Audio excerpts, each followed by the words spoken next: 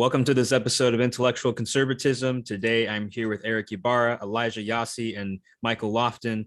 All of us are going to talk about papal claims made in the first millennium. And so one of the things that inspired me was actually I was watching on Michael Lofton's channel, Reason and Theology, an episode he did on Father Alexander Schmemann. And, the papal claim is made in the first millennium. And I was thinking to myself, like, okay, so it appears as if there's like better evidence than I thought because, I focus more on the biblical side. And a lot of my Orthodox friends were telling me, yeah, but Swan, there's no patristic evidence whatsoever, man, and all that. And then I looked at Michael, I looked at Eric, I looked at Elijah, and I was like, wait a minute, I stayed up watching Elijah's video on Pope Leo. Erick Ybarra, I've been reading your blog, especially on Maximus the Confessor. And even, was it Michael, you recently had an episode about Maximus the Confessor in response to Stachensky.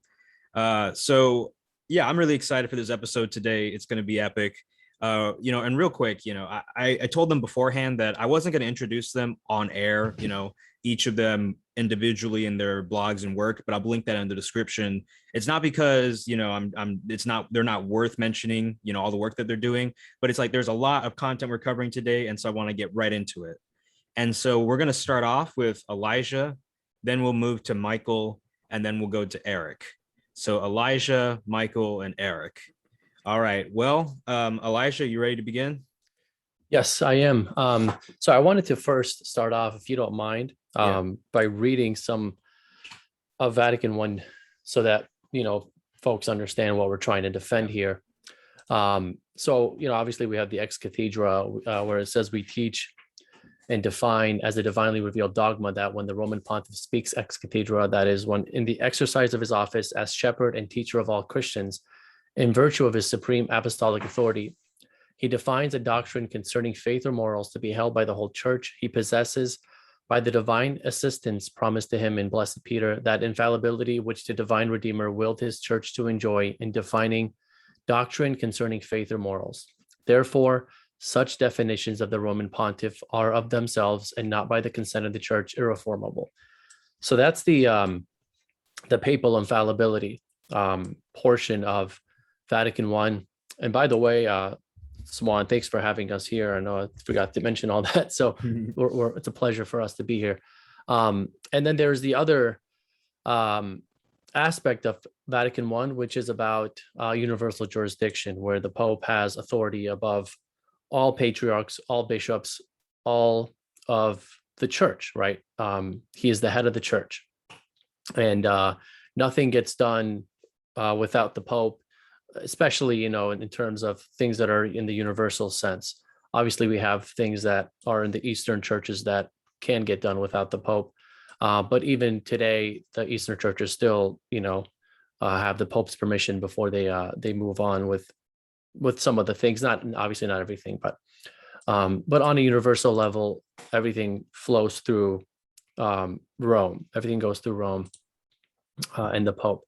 So I got Saint Leo the Great, and I honestly, when I read Saint Leo, I read him and I'm thinking, this saint sounds like he is more drastic and more extreme in his authority than what Vatican I proclaimed. So I know there's a lot of Protestants and Eastern Orthodox, especially Eastern Orthodox, who point the finger at Catholics and say, you guys gave the Pope too much authority and all that fun stuff, and none of that is found in the early church. I don't know where they get those from, because when I read Leo, which last time I checked, he's from the early church. He's from 430s to 450s, somewhere around there. We have his letters from the 440s all the way to I think is like mid 450s or something like that. I'm not sure. I forgot when he died, or 460. But when I read his letters, and we'll look at a lot of them here today, I have sermons and letters and epistles, and sermons that show what his interpretation of Matthew 16 is, how his understanding of Peter is in relation to the whole church, and not just Peter in the scriptures, but how that flows to his successors, specifically in the Apostolic See, which is, as we know, the Roman Catholic Church. The See of Rome, I should say. So I'm going to share my screen here. Let me see here if I can. Here, share. Can you guys see that? Yeah. Yep. Sweet. Okay. So the first one I have is from his sermon 3, and he says, "For the sturdiness of that faith, which was praised in the leader of the apostles, endures. Just as what Peter believed in Christ remains, there likewise remains what Christ is instituted in Peter." And the reason why I'm showing this part so far is because we claim that Rome, the See of Rome, is a divinely instituted see, distinct from other sees like Alexandria and Antioch, which are also Petrine sees. But Rome is distinct, right? And we'll see how it is from Leo, coming straight from him. He says, "When as it was unfolded in the gospel reading, the Lord had asked the disciples whom they believed him to be, since there were many different opinions. And when the blessed apostle Peter had answered, saying, 'You are Christ, Son of the living God,' the Lord said, 'Blessed are you, Simon, son of Jonah, because flesh and blood have not revealed this to you, but my Father who is in heaven. But I say to you that you are Peter, and upon this rock I will build my church, and the gates of hell will not prevail against it. And I shall give you the keys of the kingdom of heaven, and whatever you bind on earth will be bound in heaven, whatever you loose on earth will be loose in heaven.'" So that's the famous Matthew 16. And he says, "This pattern of truth remains.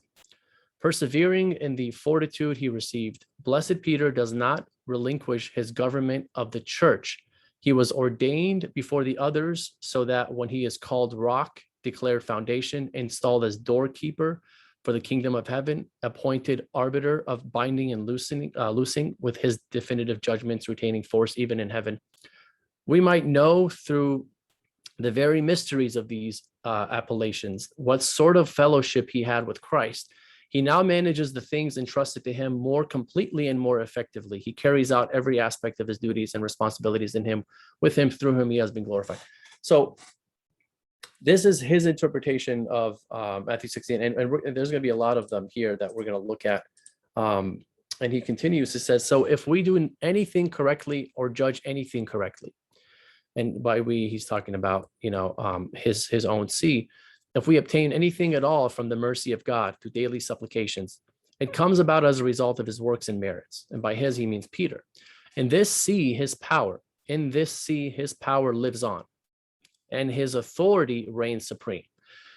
So in case there are folks out there who would say, "Well, yeah, there are bishops who are also Peters. Everyone's a Peter," or Alexandria, the patriarch of Alexandria is Peter, or Antioch is a Peter.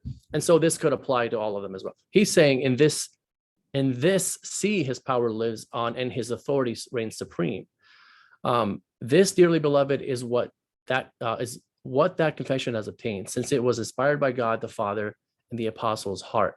It has risen above all the uncertainties of human thinking, and has received the strength of a rock that cannot be shaken by any pounding. And then he talks about what Peter says, "You are Christ, the Son of the living God. Every tongue that confesses that the Lord has been imbued with the teaching of this utterance. This faith binds the devil and loosens the chains of his captives." And then here he says, "Under these conditions, then, dearly beloved, the celebration of today's feast involves a submission that conforms to reason. Regard him as present in the lowliness of my person. Honor him. In him continues to reside the responsibility for all shepherds, along with the protection of those sheep entrusted to them. His dignity does not fade even in an unworthy air." So here in Sermon 3, and I encourage all to read, I know I read a lot of it, but it's on New Advent. You can read it. Sermons 3. Also, we'll look at Sermon 5.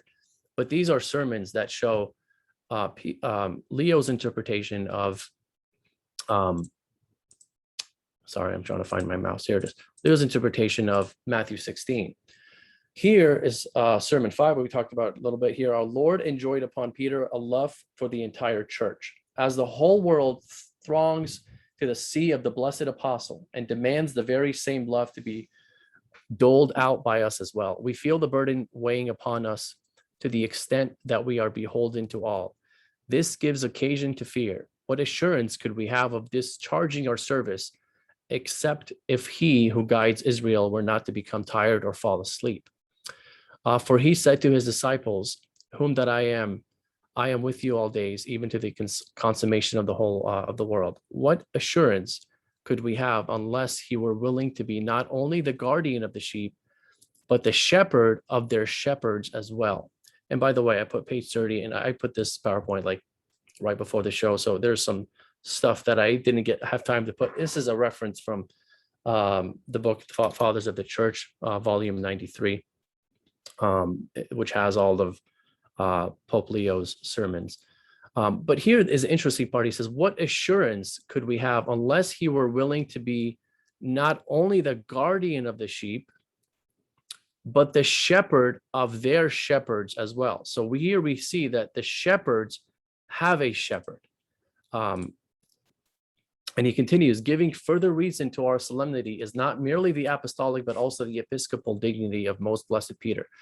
He does not cease to preside over his see. Again, he's talking about Peter, and his see is the Roman see, but unfailingly maintains that fellowship which he has with the eternal priest. That stability which he received from Christ, the rock, which is the divine institution, by having himself been made rock, has poured over onto his heirs as well. His heirs being Leo, being one of them, and all the ones that occupy the See of Rome. By the way, if anybody is bored, I encourage you to tune in when Eric and Michael come on, because I'm sure theirs is going to be a lot better than my presentation. But continuing on, whenever there is any show of firmness, it is undoubtedly the shepherd's fortitude that appears. And then here it says, in our times when sorrows turn to joy, labors to rest, dissensions to peace, we acknowledge being helped by the merits and prayers of our protector. We experience firsthand in many situations how he presides with salutary advice, he with fair judgments. Since the right to bind and to loose remains in our possession, through the guidance of blessed Peter, the condemned can be led to penance and the reconciled to pardon. And that is a significant part, and that's why I bolded there. And if I can comment on that, again, there's claims out there about the popes are not supposed to be, the only Peters, and we agree with that, right? It's not the only Peter, but it's a unique Peter, right? Rome has an authority that's unique to her that comes from Peter that Alexandria or Antioch or Constantinople did not enjoy in the early church. He says, since the rights to bind and to loose remains in our possession.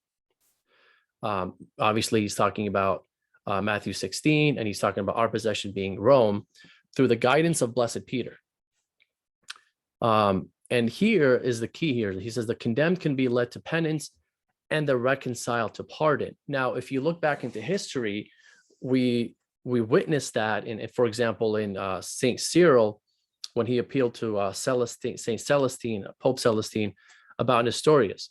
He gave him, Pope Celestine gave Cyril to give to Nestorius an ultimatum of 10 days, right? If you don't repent, we'll condemn you or excommunicate him from the church if he doesn't repent. So they believe they have this authority to single-handedly, by themselves, to pardon and to pardon and to condemn. And if you look at, like, for example, Athanasius, Saint Athanasius, who went to, I believe it was Pope Julius, if my memory serves me correctly, and he was condemned or excommunicated, and Rome, the Pope, brought him back. And so it has a history of bringing people back into the faith, in the sense of if they were condemned wrongly, and has a history of condemning those who are heretics by no other authority, but by its own authority. And they believe this authority came directly from Christ to Peter. Leo Epistle 10, but this mysterious function the Lord wished to be indeed the concern of all the apostles, but in such a way that he has placed the principal charge on the blessed Peter, chief of all the apostles, and from him, as from the head, wishes his gifts to flow to all the body, so that anyone who dares to secede from Peter's solid rock may understand that he has no part or lot in the divine mystery. For he wished him who had been received into the partnership in his undivided unity to be named what he himself was when he said, "You are Peter, and upon this rock I will build my church." and this is from Matthew 16:18, that the building of the eternal temple by the wondrous gift of God's grace might rest on Peter's solid rock, strengthening his church so surely that neither could human rashness assail it, nor the gates of hell prevail against it. This is pretty much Vatican I right here, especially the fact that he basically says that if you're not in communion with Peter, which as we see, he understands Peter to be, he understands to be the successor of Peter in a direct way. Like he's the heir of Peter, because he says he's the chief of all the apostles, the head. If you have Alexandria and Antioch and all them also being heads, it would not make sense what he's saying, because he's saying if you dare secede from Peter's solid rock, you are no longer part of the lot in the divine mystery. Basically, there's no communion, there's no salvation outside of Rome, is basically what he's saying here, in a nutshell. And here is more meaty stuff here. So it says, and so we would have you recollect, brethren, as we do, that the apostolic see, such as the reverence in which it is held, has times out of number been referred to and consulted by the priest of your province as well as others, in the various matters of appeal, as the old usage demanded. It has reversed or confirmed decisions. Now notice he's saying the apostolic see has done this. It's not saying the apostolic see with, in an ecumenical council, or, obviously that applies as well. But he's talking about the apostolic see as the Roman see by itself has been appealed to. Why has it been appealed to? Because it's as the old usage demanded, right? It has reversed or confirmed decisions. What other see can we point to that has been able to do that, and it has been binding on a universal level, right? So like Constantinople can do that on a jurisdictional level in their own jurisdiction. Alexandria and Antioch and all of them can do the same thing. There are bishops that have like territories that they govern. But Rome does that on a universal level, where whatever they decide, it is binding universally on every church. Whether you like it or not, whether you want to play with it or not, you can stay or leave. It doesn't matter. Rome has spoken. It says, and in this way, the unity of the Spirit and the bond of peace has been kept. And by the interchange of letters, our honorable proceedings have promoted a lasting affection. For seeking not our own, but the things of Christ, we have been careful not to do despite to the dignity which God has given both to the churches and their priests. But this path which our fathers has been always so well kept to and wisely maintained, Hilary has acquitted and is likely to disturb the position and disagreement of the priest by his novel arrogance. And I highlight and underline this word novel, because what he's talking about is a certain fellow who's trying to oppose the Roman Church, or the Church of Rome. I would say the Roman Church. I should say the Church of Rome. And Saint Leo calls it a novel arrogance, right? Like this is beyond what we've seen in history, and obviously that's an exaggeration. We've seen priests and bishops oppose Rome before, unsuccessfully. But he says, desiring to subject you to his power in such a way as not to allow himself to be subject to the blessed apostle Peter, claiming for himself the ordinations of all the churches throughout the province of Gaul, and transferring to himself the dignity which is due to the metropolitan priest. He diminishes even the reverence that is paid to the blessed Peter himself with his proud words. For not only was the power of loosening and binding given to Peter before the others, but also to Peter more especially was entrusted the care of feeding the sheep. Yet anyone who holds that the headship must be denied to Peter cannot really diminish his dignity, but is puffed up with the breath of his pride, and plunges himself to the lowest depth. So basically, a certain fellow was he had this arrogance of claiming authority that Peter claimed, and Pope Leo's like, that's not going to work. Basically, we are that authority, so you have an arrogance of trying to go against that.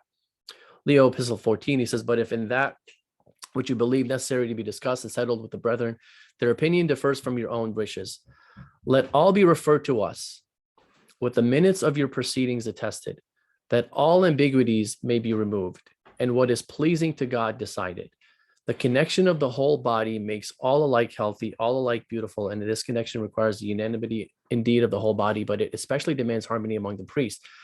And though they have a common dignity, yet they have not uniform rank, inasmuch as even among the blessed apostles, notwithstanding the similarity of their honorable estate, there was a certain distinction of power. And while the election of them all was equal, yet it was given to one to take the lead of the rest.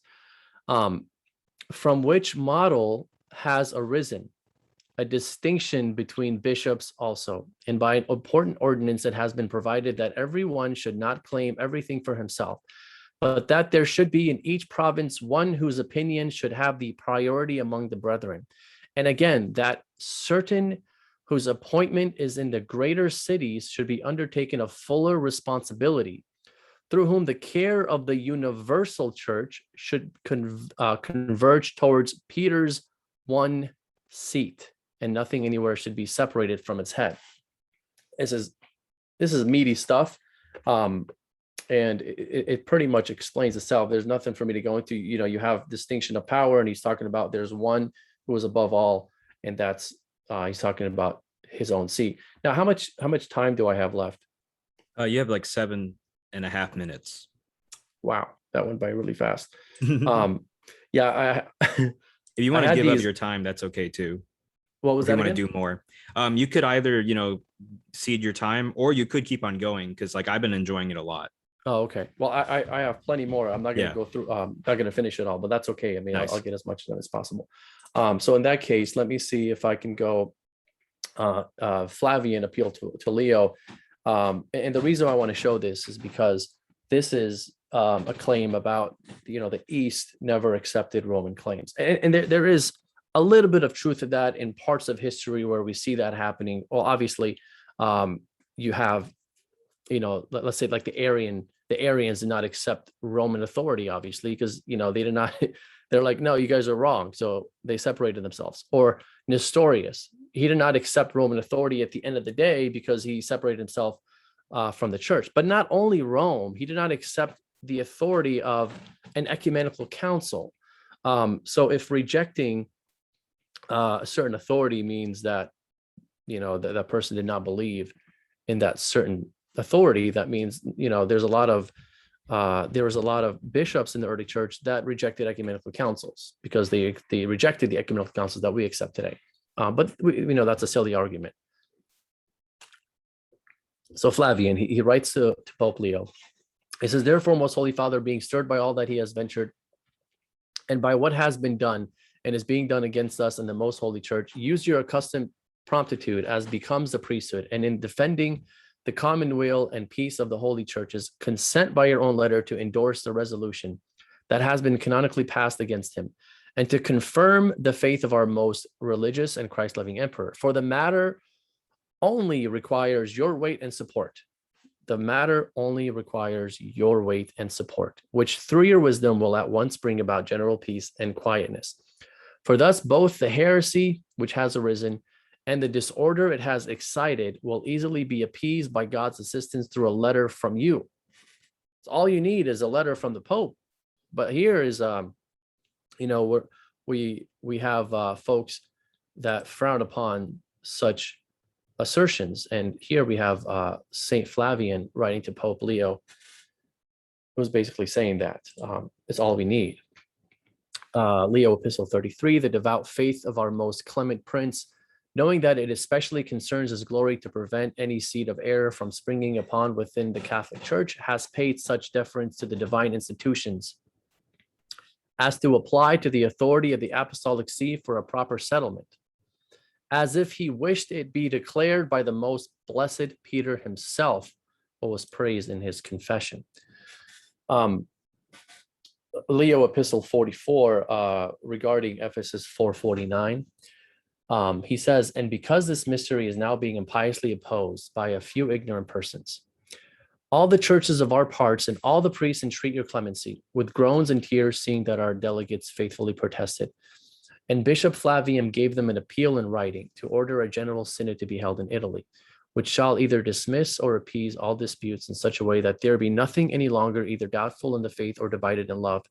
And to it, of course, the bishops of the Eastern Province must come, and if any of them were overcome by threats and injury and deviated from the path of truth, they may be fully restored by healthy giving measures, and they themselves whose care is harder, if they acquiesce in wiser counsels, may not fall from the unity of the church. And how necessary this request is after lodging of an appeal is witnessed by the canonical decrees passed at Nicaea by the bishops of the whole world, which are added below. So basically what he's talking about here is good friend Erick here says that when Leo calls this Nicaea, he's talking about Sardica, and he kind of bundles them all together. And so as if folks aren't aware, Sardica is a council that was held in the early church that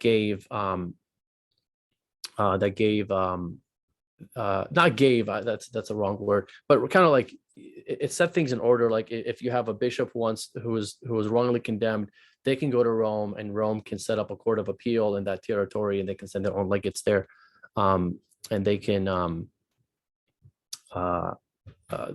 settle the matter in that sense. Am I out of time? No, you have like 2.5 minutes left. Okay, so I'm going to go. I have so many of these, so I'm not going to have time for all this, but I do want to go to Richard Price here. So, and I got these quotes from Erick's blog. So these are found there, and if anybody wants to know which blog that is, I can link it on the comments, so folks can read the whole thing. Richard Price, and this is obviously about Pope Leo, he says, in all, Pope Leo regarded the doctrinal controversy as having been settled by his tome. If there had to be a council, he held that apart from settling the status of persons, it should simply acknowledge and confirm the teaching of the tome as the definitive ruling on the points at issue. The last thing he wanted was a reopening of the debate, as if the teaching of the heir and successor of St. Peter was simply one among plethora of competing voices. And we also have Chadwick, who basically agrees with Price. He says, in Leo's judgment, however, the function of the Greek Council was to manifest its own orthodoxy by submissively indicating its assent to the ruling already given by himself, the legitimate juridical successor of Peter, the Prince of the Apostles. So basically what he's saying is, like, Leo just wrote a stance, a decree. He wasn't writing this and giving it to the church, say, hey, what do you guys think about this? Is this cool or what? He's like, no, this is the rule. This is the faith of the church. You are only here to sign off on, basically.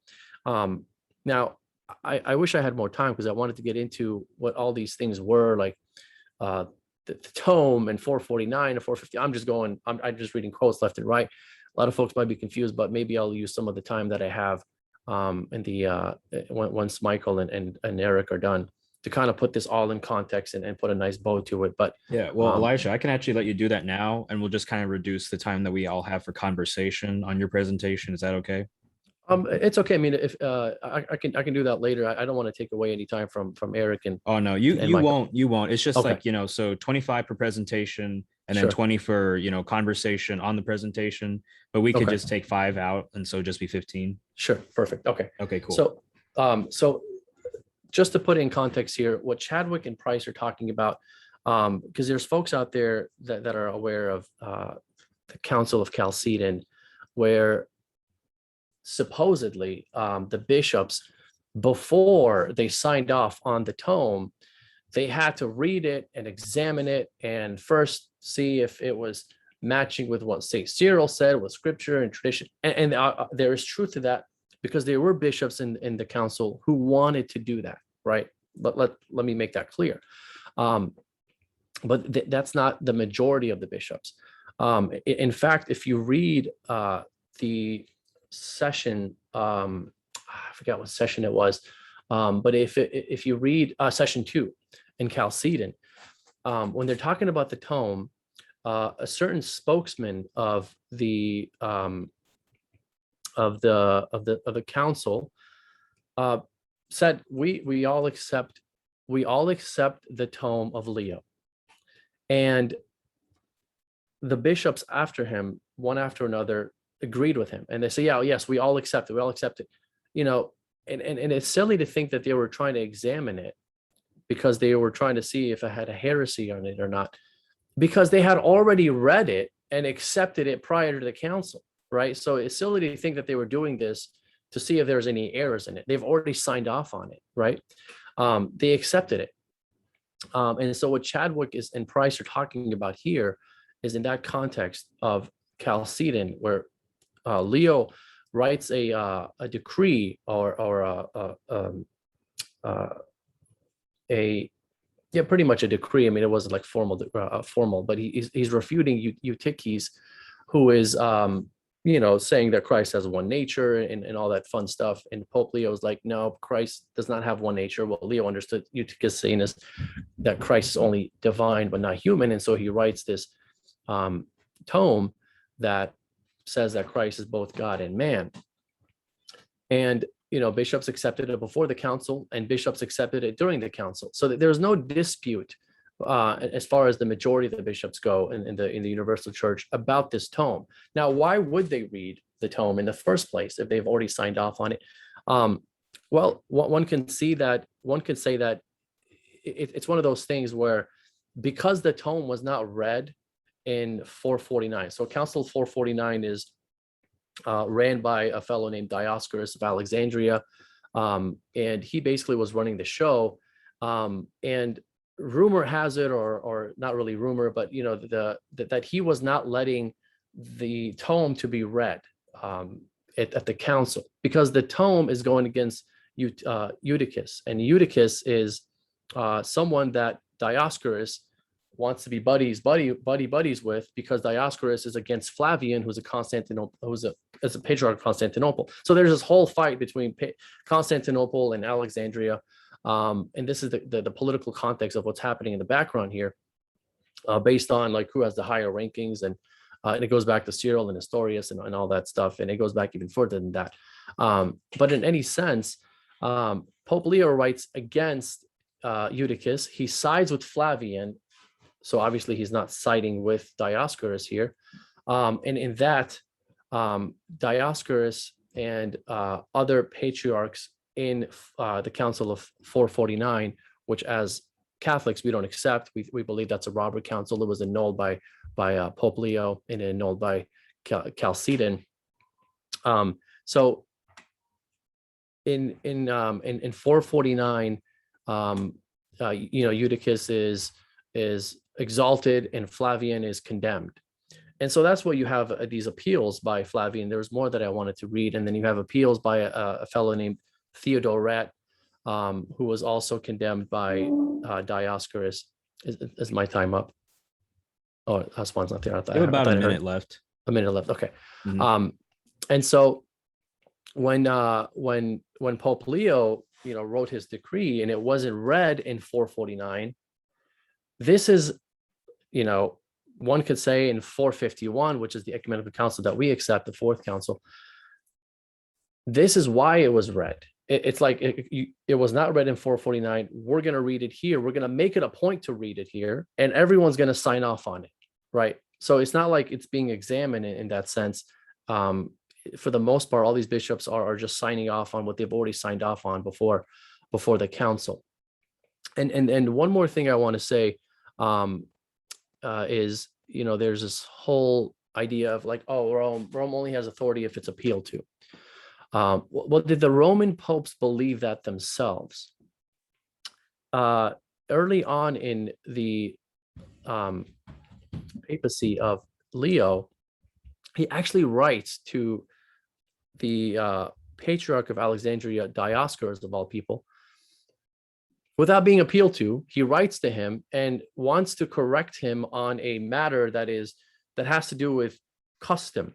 That has to do with it has nothing to do with dogma or doctrine. It has to do with church custom.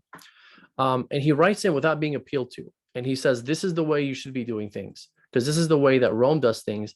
And both our sees are, Petrine see. So we should always, do things together and in unity, and we shouldn't differ from each other. I'll find what sermon that is. What epistle that is. And I'll come back to that.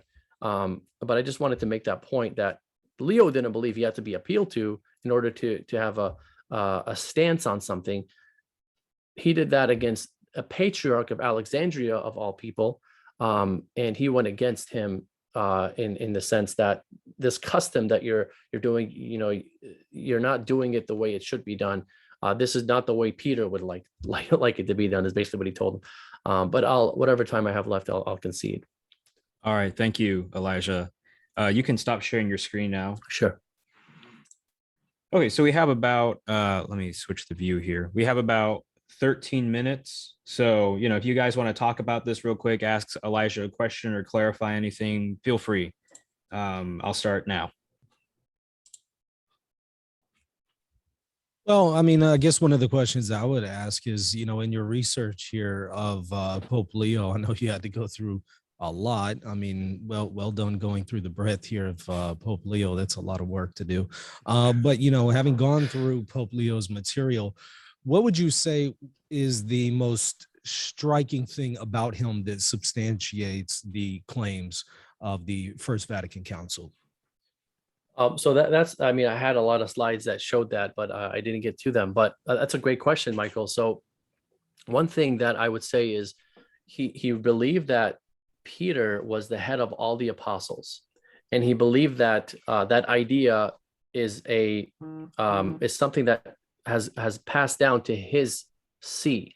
So now he is the head of all the church, the head of the whole church.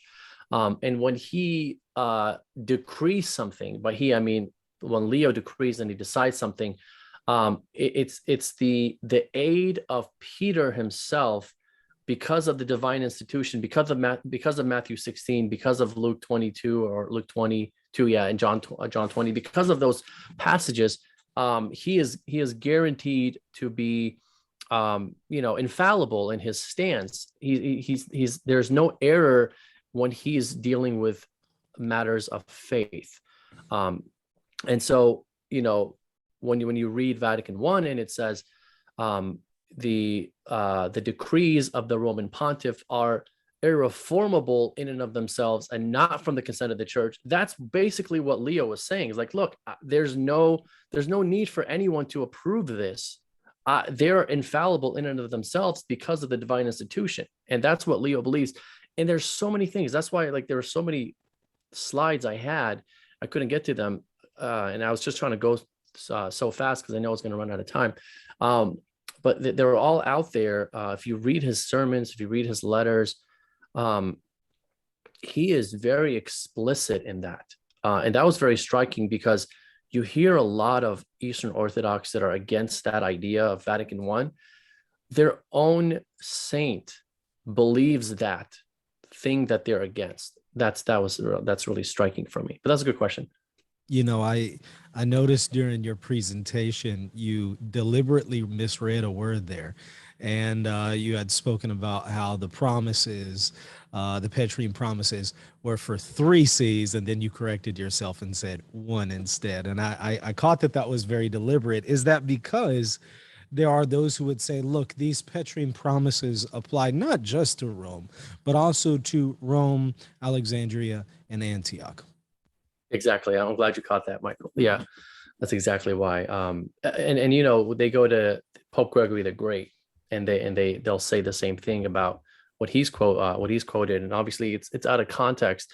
Look, Pope Leo is his predecessor. Pope Gregory the Great is not going to go against his predecessor's teaching, especially when it's not just him, but other Roman popes who make this claim of universal authority, universal jurisdiction, as them being the only ones that have that right. Now, Pope Leo is not just all about my see being having authority and all that stuff.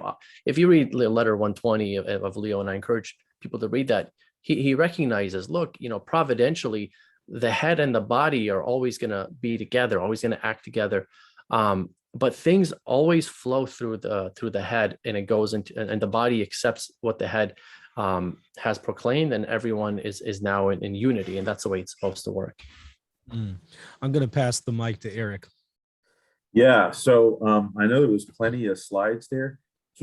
and while I'm asking this question, I'd like you to find can you find one of the slides that you think is the most powerful to just give us one more, citation from Leo, because I know you hit enter and you went through and through. Yeah.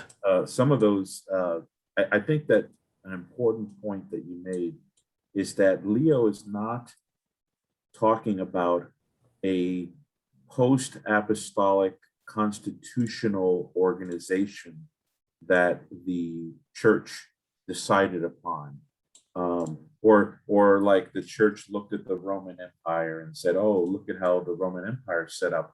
Let's kind of do the same thing, but like let's look at the characters of our religion, like Peter, and oh, he's the head, and he's not talking like that, right?"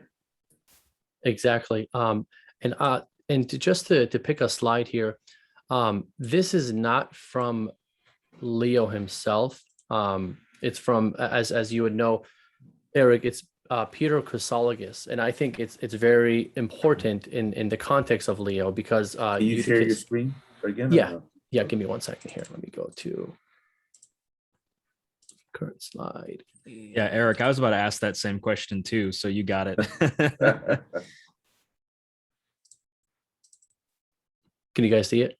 Absolutely. Okay, sweet. So as you guys know, the Eutychus story, I just said, he appeals to Rome. He appeals to other patriarchs and bishops in the church, but he appeals to Peter Chrysologus. And this is what Peter Chrysologus says. He says, "We exhort you that you obediently listen to what has been written by the blessed Pope of the city, by the city of Rome, since blessed Peter, who lives and presides in his own see, offers the truth of the faith to those who seek it. For we, in our zeal for peace and faith, cannot decide questions of faith apart from the consent of the Bishop of Rome."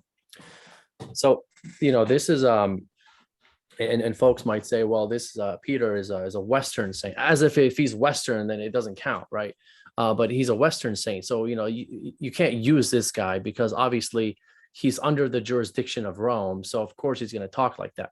Well, he is talking like that to an Eastern person, right? So you can't make a claim that says is just a Western person. It would just be a dumb point to make. Oh, you got to listen to our president. Can you imagine if you go to Russia and you tell the Russians to listen to Joe Biden? Like it wouldn't, like, that's not their head, right? It wouldn't make sense. So, Joe Biden would have to have jurisdiction, or he'd have to be the president of both the United States and Russia for that to apply. So it's a ridiculous point. And is he venerated by the Eastern Orthodox? Yeah, he is, and he's a saint in the Eastern Orthodox Church. But so is Leo. So, yeah, he is. I'll pass it to you, Suwan. That was excellent, Elijah. Yeah, this is really good, Elijah. So one of the questions I had is that I think at the beginning of your presentation, you said there were some points where it almost seemed as if Leo went beyond Vatican I. Could you talk about in what ways does Leo sometimes go beyond Vatican I? Absolutely, yeah. So Vatican I is sort of like, as I've been on your show before and I talked about this, there were some extremists in Vatican I who wanted some extreme claims, which I call the neo ultramontanists, right? And Vatican I was refuting those points. It seems as if almost Leo is one of those neo ultramontanists, right? He's not about I'm only infallible on faith and morals. He's basically like, my whole see is infallible at all times, and it just seems to be like, there isn't this whole thing of like limiting his authority into a specific ex cathedra. Like his whole life, as long as he's sitting in that chair, is an ex cathedra, basically, when he's dealing with other churches, and in that sense. And Eric can correct me if I'm wrong, but that's what I get out of him when I read him. Yeah, Eric, do you have any comments on that? No, I agree. That's very apt observation. I came across it, and it really does seem like he's got a very general understanding of the Petrine protection. Mm-hmm. So I'm interested though, and maybe this will be the last question, because we have like 30-something minutes left, but we'll see. I mean, I'm interested in how the Orthodox would respond to all the things that you said about Leo, because it seems quite obvious to me, at least, that Leo believed that Rome has a preeminent place compared to all the others, unique claim to the Petrine promises that Christ gave, and so on and so forth. So how would the Orthodox, or how have the Orthodox interpreted and responded to Leo? So, I mean, I don't think there's one answer. There's different answers out there. One of them I heard is, yeah, we agree, Leo claimed all this, but who cares? The East didn't accept it. That's the answer, right? And I would contend that as well, because that's an oversimplification. But another one would be that you're reading too much into Leo. These are just flatteries, or he's just like writing beautiful language here. It's not really true. It's not true, guys. Yeah. So that's I don't know. I mean, I've heard so many different answers from Eastern Orthodox. There isn't a universal one. Right. But at least like you can see from Pope Leo then that the Vatican I claims were made, right? Oh yeah. Like I said, it goes beyond it.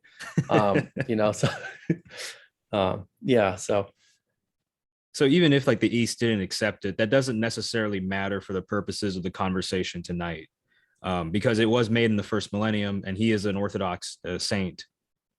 Exactly, and this is one of the reasons why I know Eric and Michael, they have other popes that they're going to show. I think Michael's doing Agatho, because these popes matter, right? You can't just be an Eastern Orthodox and ignore them, right? That this is a saint in your own church, and if you're going to condemn Vatican I, you're condemning your own saints.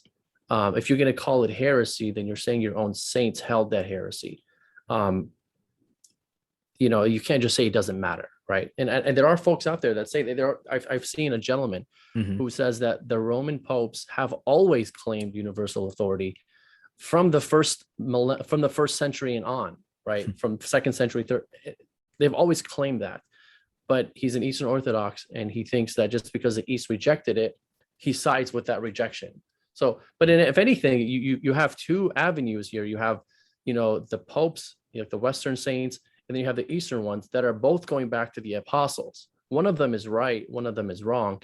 But again, I don't want to say that the East did not accept the papal claims. That's an oversimplification. And I don't want to say that they accepted them 100%, because that's also an oversimplification. History is very complicated, and you really have to look at each historical instance to really look into the matter.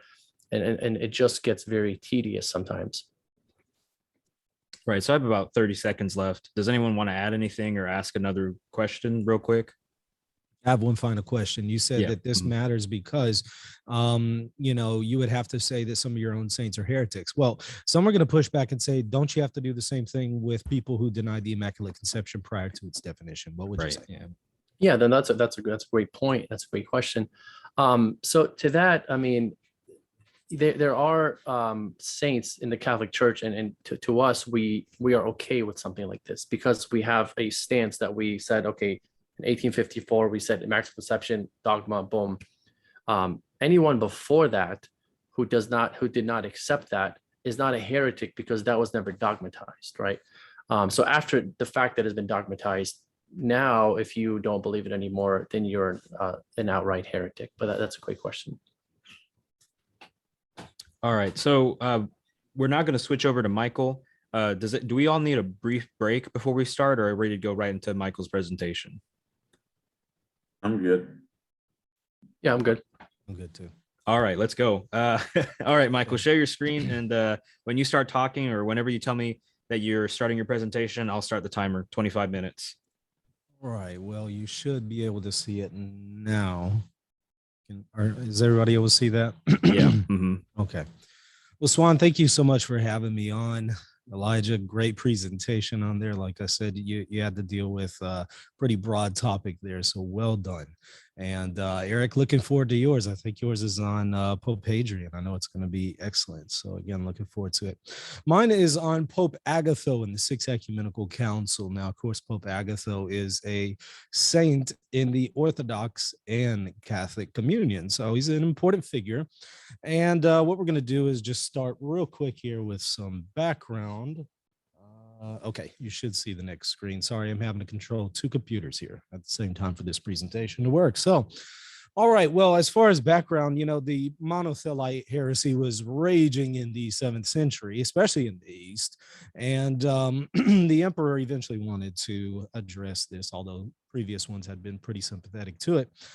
Constantine IV, however, wanted to address the issue going on in his empire. And for those who might not be familiar, the monothelite heresy simply is just this crypto monophysitism, if you will. It's this idea that Jesus really only has one will. And not one will in the sense that his human will is in agreement with the divine will. No. One will insofar as he only has one will, period. Not a human will and a divine will being in agreement, but simply one will. That's going to have certain implications in Christology, and they are going to lead to some very problematic issues. And like I said, a lot of people perceived it, rightly so, as kind of this neo or crypto monophysitism, which was a heresy that had already been condemned prior to this. So, the Emperor Constantine IV is trying to address this issue going on in his empire. He writes to Pope Donus in 678. He requests 12 bishops and also 4 monastic superiors to be sent to be part of a council where he's going to put this to rest. Now, originally, this council wasn't going to be considered ecumenical, but it does turn out to be eventually something that was ecumenical. And this is known as the Sixth Ecumenical Council, which was held, of course, from 680 to 681. All right. For the next slide here. Continuing a little bit with the background. So before the council, Pope Agatho, he was the one who succeeded Pope Donus. Pope Agatho also called a council in 680, but he called this in the West. He had about 125 bishops who were present from different places like Britain and other areas like that. 125 bishops, and they came up with a profession of faith and condemned monothelitism, which is the idea that there's only one will in Christ. Now, Agatho, when he, is head of this council, what he's effectively doing isn't new. He's actually confirming a previous synod that had taken place in Rome, Lateran 649. And in fact, this is what Agatho says about 649. At this council, the predecessors of our insignificance convened, and with a synodal proclamation preached the apostolic confession they had received from the beginning, in which they defined unambiguously and without the air of novelty. Notice they defined. According to Lateran 649, and Pope Martin, who was the Pope at that time, who was head of that synod, they defined this matter. It was over. There's no more debate. It has been defined. So what Pope Agatho is doing here with the Western bishops is simply confirming that. So he once again reiterates that definition. There's been a debate whether or not a pope can define something that's already been defined. I'm of the opinion that yes, that is the case. And I would actually cite this as one example, although there are others. Be that as it may, he definitely considered his decision here definitive. Now, this profession of faith was taken to Constantinople, where it was read out loud in Greek and in Latin at the Sixth Ecumenical Council in the 4th session. So the council fathers listened to Pope Agatho's decision. They listened to a letter that he, first of all, wrote to the emperor, which we're going to look at here in a moment. And they also listened to the letter of the 125 bishops under Agatho that they wrote to the council. So they listened to all of these claims that were made, and they confirmed them in the 8th session. So it was adopted then. All right, well, let's look at the letter itself. This is what Pope Agatho says, writing to the letter, which is read at the council, in which the council fathers accepted. The true confession thereof, for which Peter, was pronounced blessed by the Lord of all things, was revealed by the Father of heaven. For he received, so Peter received something, for he received from the Redeemer of all himself by 3 commendations the duty of feeding the spiritual sheep of the church. So Peter received this duty of feeding the flock. We all know this passage, of course, from Luke. Under whose protecting shield this apostolic church of his has never turned away from the path of truth in any direction of error. Notice that he's saying that Peter is protecting the apostolic see, which is Rome, this apostolic church. And he's basing the fact that Rome has never turned away from the path of truth and turned to doctrinal error. He's rooting that in the promise made to Peter by our Lord himself. That's a divine promise. Can a divine promise fail? No, it cannot. And so what Agatho is saying is, Rome cannot fail to preach the truth. It cannot teach doctrinal error, whose authority as that of the prince of all the apostles. Notice that there is a preeminence here of Peter among the apostles. The whole Catholic Church and the ecumenical synods have faithfully embraced. Interesting that the Catholic Church and the ecumenical synods have embraced the authority, which of course is referent. The referent is this apostolic church. So it's interesting that he throws that in there. And followed in all things. And all the venerable fathers have embraced its apostolic doctrine, through which they, as the most approved luminaries of the Church of Christ, have shown, and the holy Orthodox doctors have venerated and followed it, while the heretics have pursued it with false criminations and with derogatory hatred. Moving on to the next one here, continuing with the letter of Pope Agatho. For this is the rule of the true faith, which is the spiritual mother of your most tranquil empire. Notice that. I'm going to talk about that in a little bit here, but notice that phrase there, the spiritual mother of your most tranquil empire, the apostolic church of Christ. So he's identifying the spiritual mother with the apostolic church of Christ. That's going to be important later. Has both in prosperity and adversity always held and defended with energy, which it will be proved by the grace of Almighty God has never erred from the path of the apostolic tradition. Sounds a lot like what he was talking about before with this apostolic see, that is Rome. And that's because that's what he's referring to. Nor has she been depraved by yielding to heretical innovations. So Rome hasn't yielded to any kind of heresies. But from the beginning, she has received the Christian faith from her founders, the princes of the apostles of Christ, and remains undefiled unto the end. So he's saying the See of Rome in its teachings remains undefiled unto the end. So he's not just saying, well, you know, up until this time, we've remained undefiled, but I mean, maybe tomorrow we could teach heresy. No, he's saying unto the end, which it's interesting because, of course, the whole issue with Honorius had already happened. And I'd be happy to talk about that later on during the Q&A. But Agatho sure does not see what Honorius did, according, well, in his letter to Sergius. He doesn't see that as something, he doesn't see Pope Honorius having taught heresy. Let's put it that way. And again, we could talk about that in more detail later. But again, I want you to take note that Pope Agatho sure doesn't think that Honorius or any other pope had failed, and he doesn't believe that any pope could fail, that they will remain undefiled unto the end. And why is it? Why is it that they're undefiled unto the end?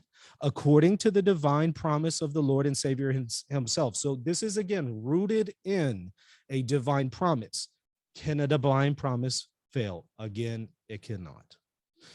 Which he uttered in the holy gospels to the prince of the disciples, saying, Peter, Peter, behold, Satan has desired to have you, that he might sift you as wheat, but I have prayed for you, that your faith fail not, and when you are converted, strengthen your brethren. Continuing the quote here, moving on to the next slide. Let your tranquil clemency therefore consider, since it is the Lord and Savior of all, whose faith it is that promised that Peter's faith should not fail.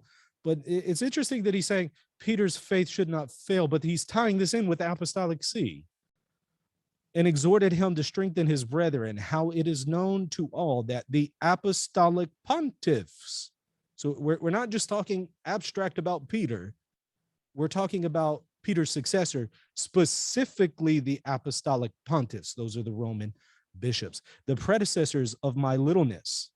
This is clearly Rome that we're referring to. It's not Antioch. It's not Alexandria.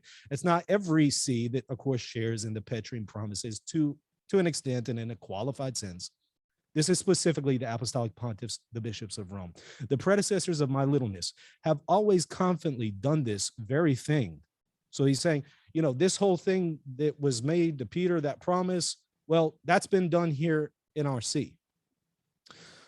Of whom also our littleness, since I have received this ministry by divine designation, wishes to be the follower, although unequal to them and the least of all. All right, moving on to the last slide here on the letter of Agatho.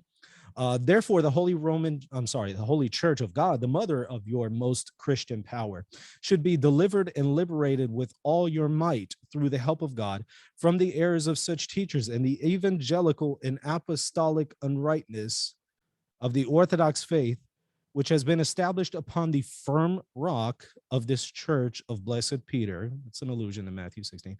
The prince of the apostles, again, there is a supremacy of Peter among the apostles, which by his grace and guardianship remains free from all error. He sees Peter as protecting the Roman See and preserving it so that it is free from all error.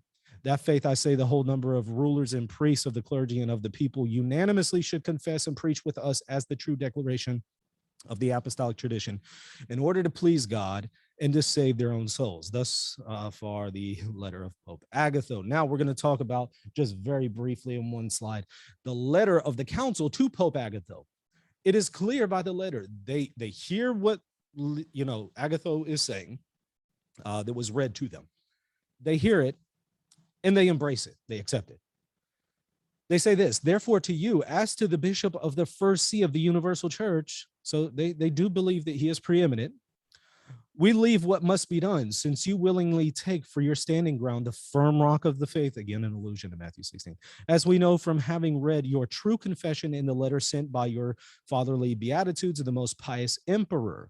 And we acknowledge that this letter was divinely written, interesting way to put it, as by the chief of the apostles, as if it had been written by Peter himself. But they're saying this thing was divinely written. Now, I do think that's somewhat hyperbolic. I don't think that they're saying this is now scripture, that it's God breathed, but they're clearly saying, this is definitely something that God initiated through Pope Agatho.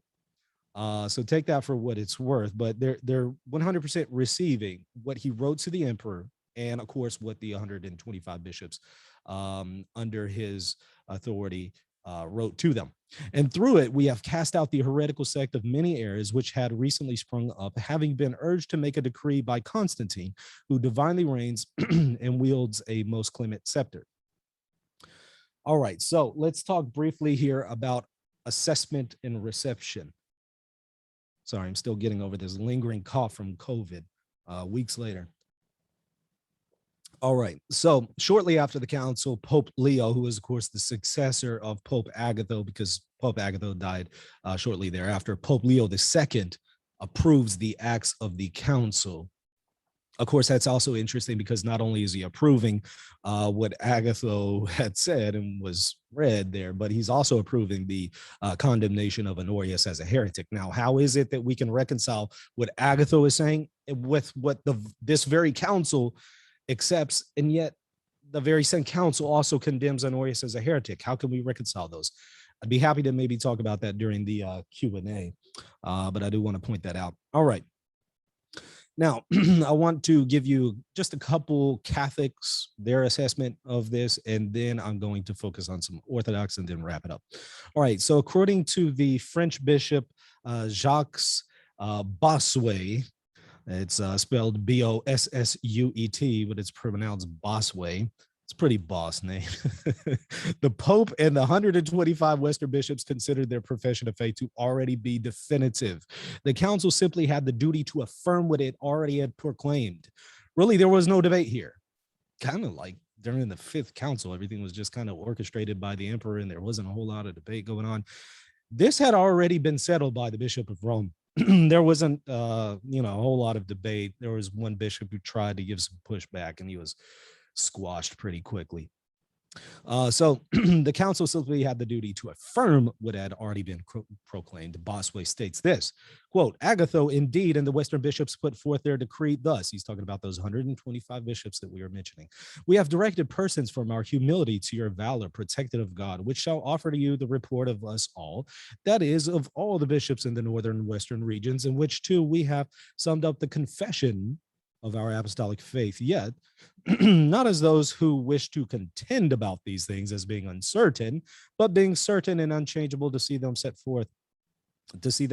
forth in a brief definition, suppliantly beseeching you that by the favor of your sacred ministry, you would command these same things to be preached to all and to have force with all. Bosway goes on to say, undoubtedly, therefore, so far as in them lay, that is the Western bishops, they define the matter. And they just simply defined the matter that had already been defined in 649 by Pope Martin and his synod. So, I mean, they had defined the matter. Agatho redefines it, reconfirms it, if you will. And, they present this to the Sixth Council, expecting them to simply confirm it. There really is no debate here. All right. Moving on. I also want to mention the renowned Bishop Gasser, according, he was a really well-known bishop. He was at the First Vatican Council, and he has this speech or a relatio that he presents at the First Vatican Council in relation to Pastor Eternus, which is a document that they accepted.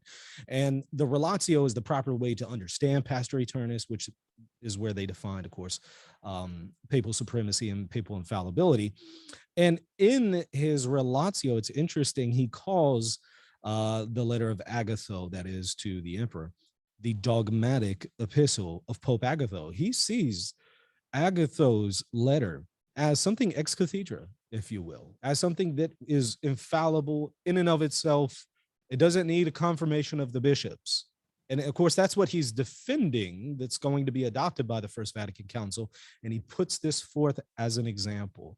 So, Bishop Gasser, and on the Catholic end, Catholics see what Agatho did as already definitive prior to the Sixth Ecumenical Council. Now, moving on to an Orthodox assessment, Dr. Edward Sachensky, an Orthodox historian, he notes that Pope Agatho did not believe there could be any doctrinal debate over his decision. He says this, Pope Agatho, who had succeeded Donus, insisted that there could be no doctrinal debate since the matter had already been decided at the Lateran Synod in 649, right? It had already been decided then. It was already definitive then. Pope Agatho is just simply reiterating that definition. There's nothing to debate. They send it to the council, expecting them to sign off on it. Now, Sachensky also goes on to note, in many respects, the Council of Constantinople was another high point of Roman authority in the East. For not only did the emperor force the Eastern bishops to reject monothelitism in terms almost completely dictated by Rome, that's interesting. It's basically Rome winning out here when it comes to the monothelite controversy and heresy. What Rome wanted is effectively what was adopted. But also to acquiesce to the condemnation of every Constantinopolitan patriarch from Sergius to Peter. Okay, moving on to another Orthodox theologian here, Alexander Schmemann. He was a priest and theologian. He says this, according to Duchenne's calculation, in the period from Constantine to the Seventh Ecumenical Council, so from the period from 325, if you will, all the way to 787, so that's going to include our council, the Sixth Ecumenical Council. The Eastern Church was in schism with Rome for 203 years in all, but dogmatic problems and heresies, never the rejection of the papacy, were always the cause of the break. So they weren't in, out of communion because of, some kind of papal claims or something like that. He goes on, the Easterners not only did not object in time to the growing mystique of papal dogmas, wrote a Russian historian, they not only silently signed the papal formulations, but they themselves, by their appeals to Rome, heedless of the juridical implications, supported the sincere illusions of the Romans that the Greeks too shared the Western concept of the papacy. I don't 100% agree with this assessment, but what he's effectively saying is, there were quite a few Easterners who were signing off on the papal claims and gave the impression that they affirmed the Roman Catholic position, effectively of Vatican I. That's essentially what he's saying here. Now, he doesn't believe that they actually accepted it. He's going to have to try to defend them somehow. But it's interesting that he makes that admission. I think he makes too much of an admission for his position, in my opinion. All right. Now, Orthodox priest and theologian John Meyendorff also proceeds Pope Agatho to maintain a form of the papacy as strong as Pope Leo and Pope Gelasius. And this is important because we just saw a presentation about Pope Leo. He has an extremely high view of the papacy, definitely that of Vatican I, if not a little bit stronger in some aspects. So here you have Meyendorff agreeing that, I mean, Pope Agatho, his view of the papacy is just like Pope Leo. He says this: the Pope himself wrote a long letter to the emperor, crediting his representatives and expressing Roman claims in terms reminiscent of the times of Gelasius and Leo, and uncharacteristic for the period of Byzantine papacy. Now, much can be said there, but it's interesting that he perceives Pope Agatho as making some really strong papal claims, especially likened to the claims that Pope Leo made. He's effectively saying, you know what, Pope Agatho, yeah, he was making the claims that Catholics make today about the papacy. That's what Agatho was doing. All right.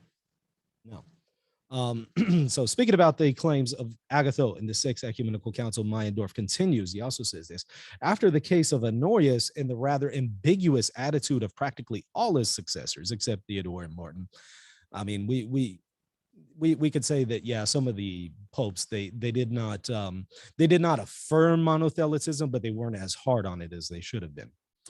Such pretentious utterances about Roman authority could not be taken literally by anyone. So here's how Meyendorff tries to save face. And he just says, look, you know, this stuff that Agatho is saying at the Sixth Council, yeah, it sounds really Catholic, but nobody can really take that seriously, especially given, you know, the previous past of the papacy. You have some previous popes prior to him that aren't really strongly condemning monothelitism. And of course, he's also going to try to say, well, you also have the case of Honorius. I don't buy that. I think that's a cop-out. I do think that they can be taken literally. If they're not being taken literally, how are the Eastern Fathers taking this? Are they being disingenuous, insincere?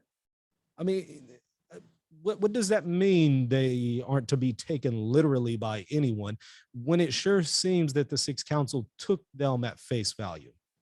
I'd like to know. Well, we don't hear any more beyond that. So we'll leave it there. Now, I want to just briefly offer just a couple responses to online apologists. And when it comes to this issue of Agatho, just very briefly, maybe 2 or 3 minutes, and then we'll be done. So some have said, well, you know, what's going on here in the Sixth Council is that Agatho and the 125 bishops were just putting forth a suggestion to the council. I mean, they weren't actually putting forth a definition. They're just putting forth a suggestion. And what they do is they latch on to an English translation made in around the year 1900 of the Sixth Ecumenical Council, which you could find on newadvent.org, where it uses the English term suggestion in reference to what the bishops, the 125 bishops, are putting forward to the Sixth Council. It does use that English term suggestion. And might I suggest that the word suggestion 100 years ago does not necessarily what it means today. In fact, if you go and look at a dictionary from 1900, 1901, which I did before the show, suggestion, as far as an English term, definitely meant something a little bit different than what we mean by it today. So that's a cop-out. And of course, we all know that this wasn't read to the Council Fathers in English anyway.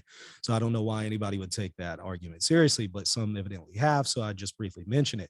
Now, I do also want to say, as ridiculous as that argument is, we also need to consider the fact that according to Agatho, he didn't think that this was a suggestion. He believed it was definitive because Lateran 649 already believed it was definitive.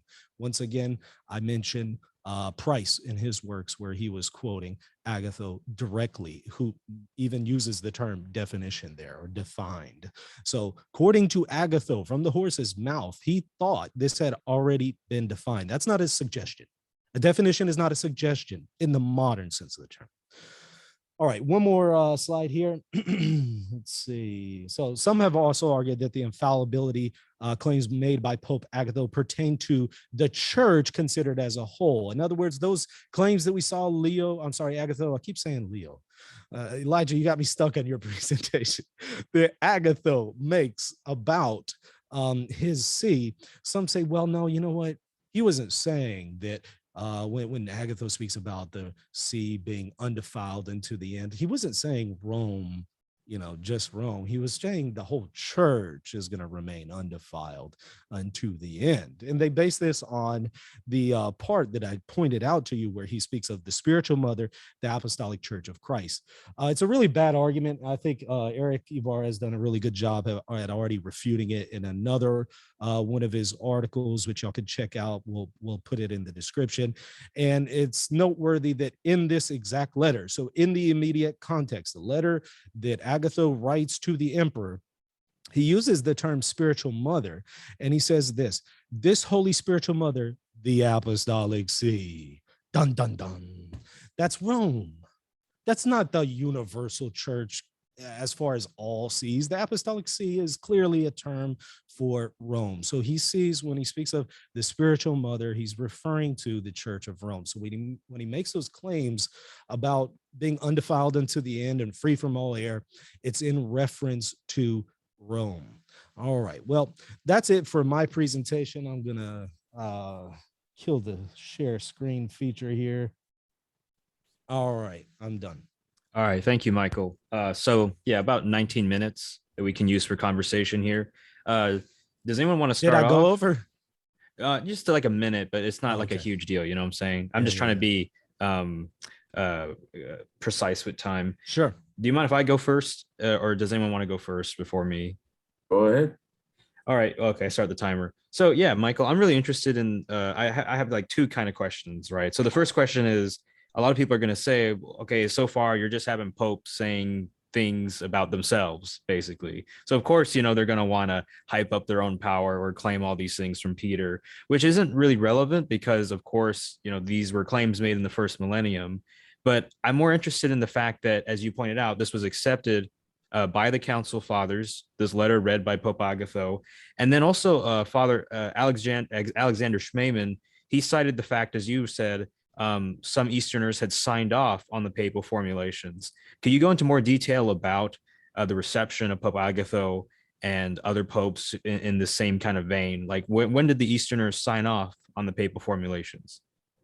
In the eighth session, they signed off on Agatho's claims, and they had already signed off on previous things that had been made, such as the formula of Hormisdas, which would have been maybe a good presentation to do. Perhaps we could do that in the future.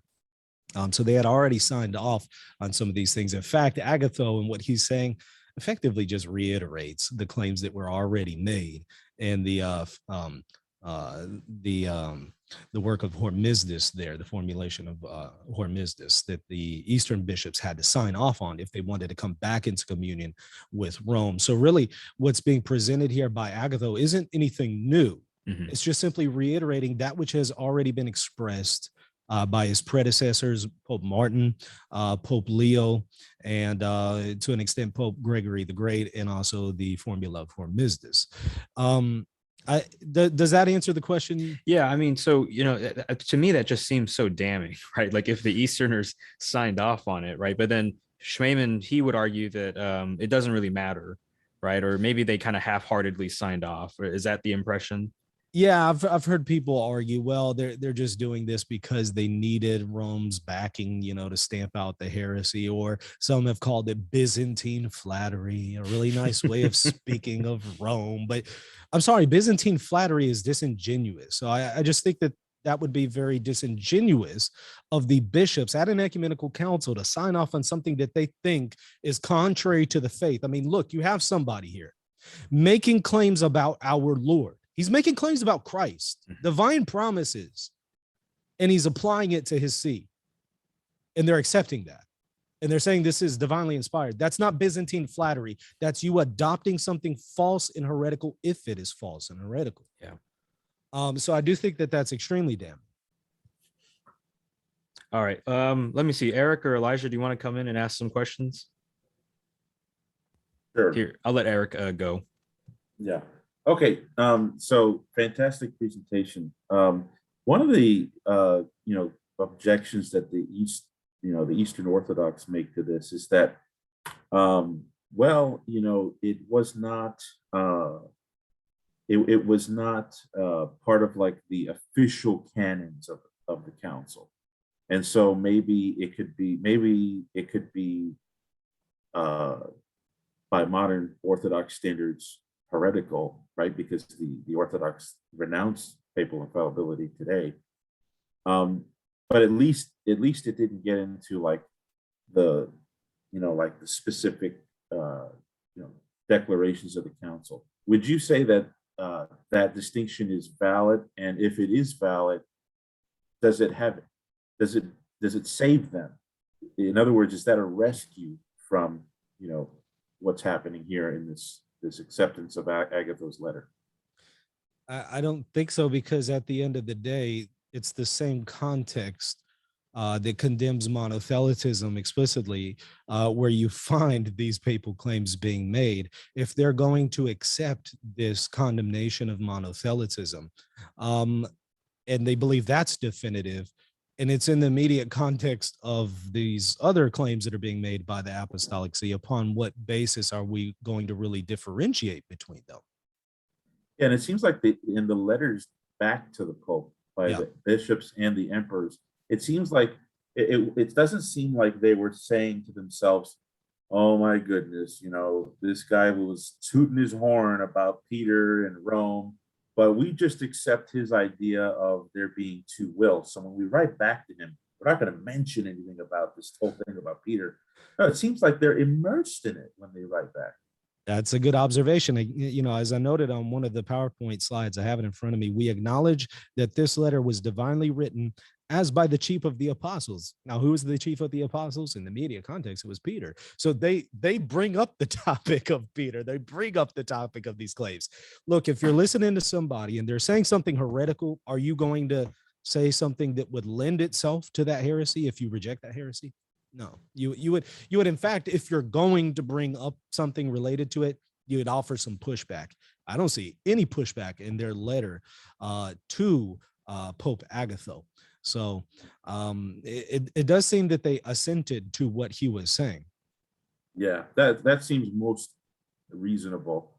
The other question I had was it seems as though this is so clear in Agatho's letter, but at the same time, then there's this anathema of Honorius, and not only does the council condemn Honorius, but the Pope supports it, and somehow that Pope Leo II, when he ratifies the anathema of Honorius, he does it in language where he thinks he's equipped with Petrine authority. So how does this? It just all seems so like inconsistent. Sure. What would you say there? It's a really interesting issue. First of all, I would note that I personally think that Agatho takes a different position that Leo II probably took. I think Agatho, as he's writing this to the Sixth Council, which of course this is being read and accepted by the bishops prior to their condemnation of Honorius, I'll note that. But as he's writing this, I think that Agatho thinks that Honorius wasn't a heretic, that he did not teach monothelitism. I think that he understood Honorius in the way that his predecessor, John IV, understood him. And John IV understood Honorius as not teaching the heresy of monothelitism. He understood him as teaching, well, God's, the divine and the human will of Christ, they're united. They're not opposed to each other. It's not like the divine will of Jesus is against the human will of Jesus and they're just struggling and fighting against each other. Honorius, according to John IV, his successor, wants to say that, well, what he meant by one will is that these wills are united, and he wasn't denying that he has two wills. So in other words, the apology that John IV gives for him, I think that's what Agatho probably has in mind. So he has no problem saying this about his Holy See, saying it's free from all error, undefiled unto the end. Now, Leo II, however, I think might be a little different. Later on in the 13th session, they do condemn Honorius as a heretic.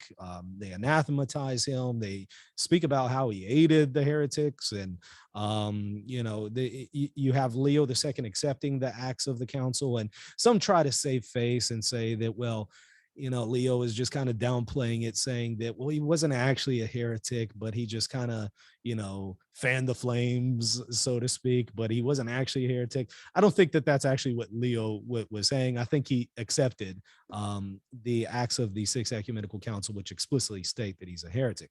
But what I do think, though, is that Leo II probably has in mind, probably not the apology of John IV, but I do think that what he has in mind is a distinction between teaching something officially and maybe teaching something that is less official. Now, those are categories and distinctions that we make, much later after the first millennium, but I think that they're implied there and implicitly in the mind of Leo II. In other words, I think that Leo II is still differentiating between something officially taught by the papacy and something maybe a little bit less than that.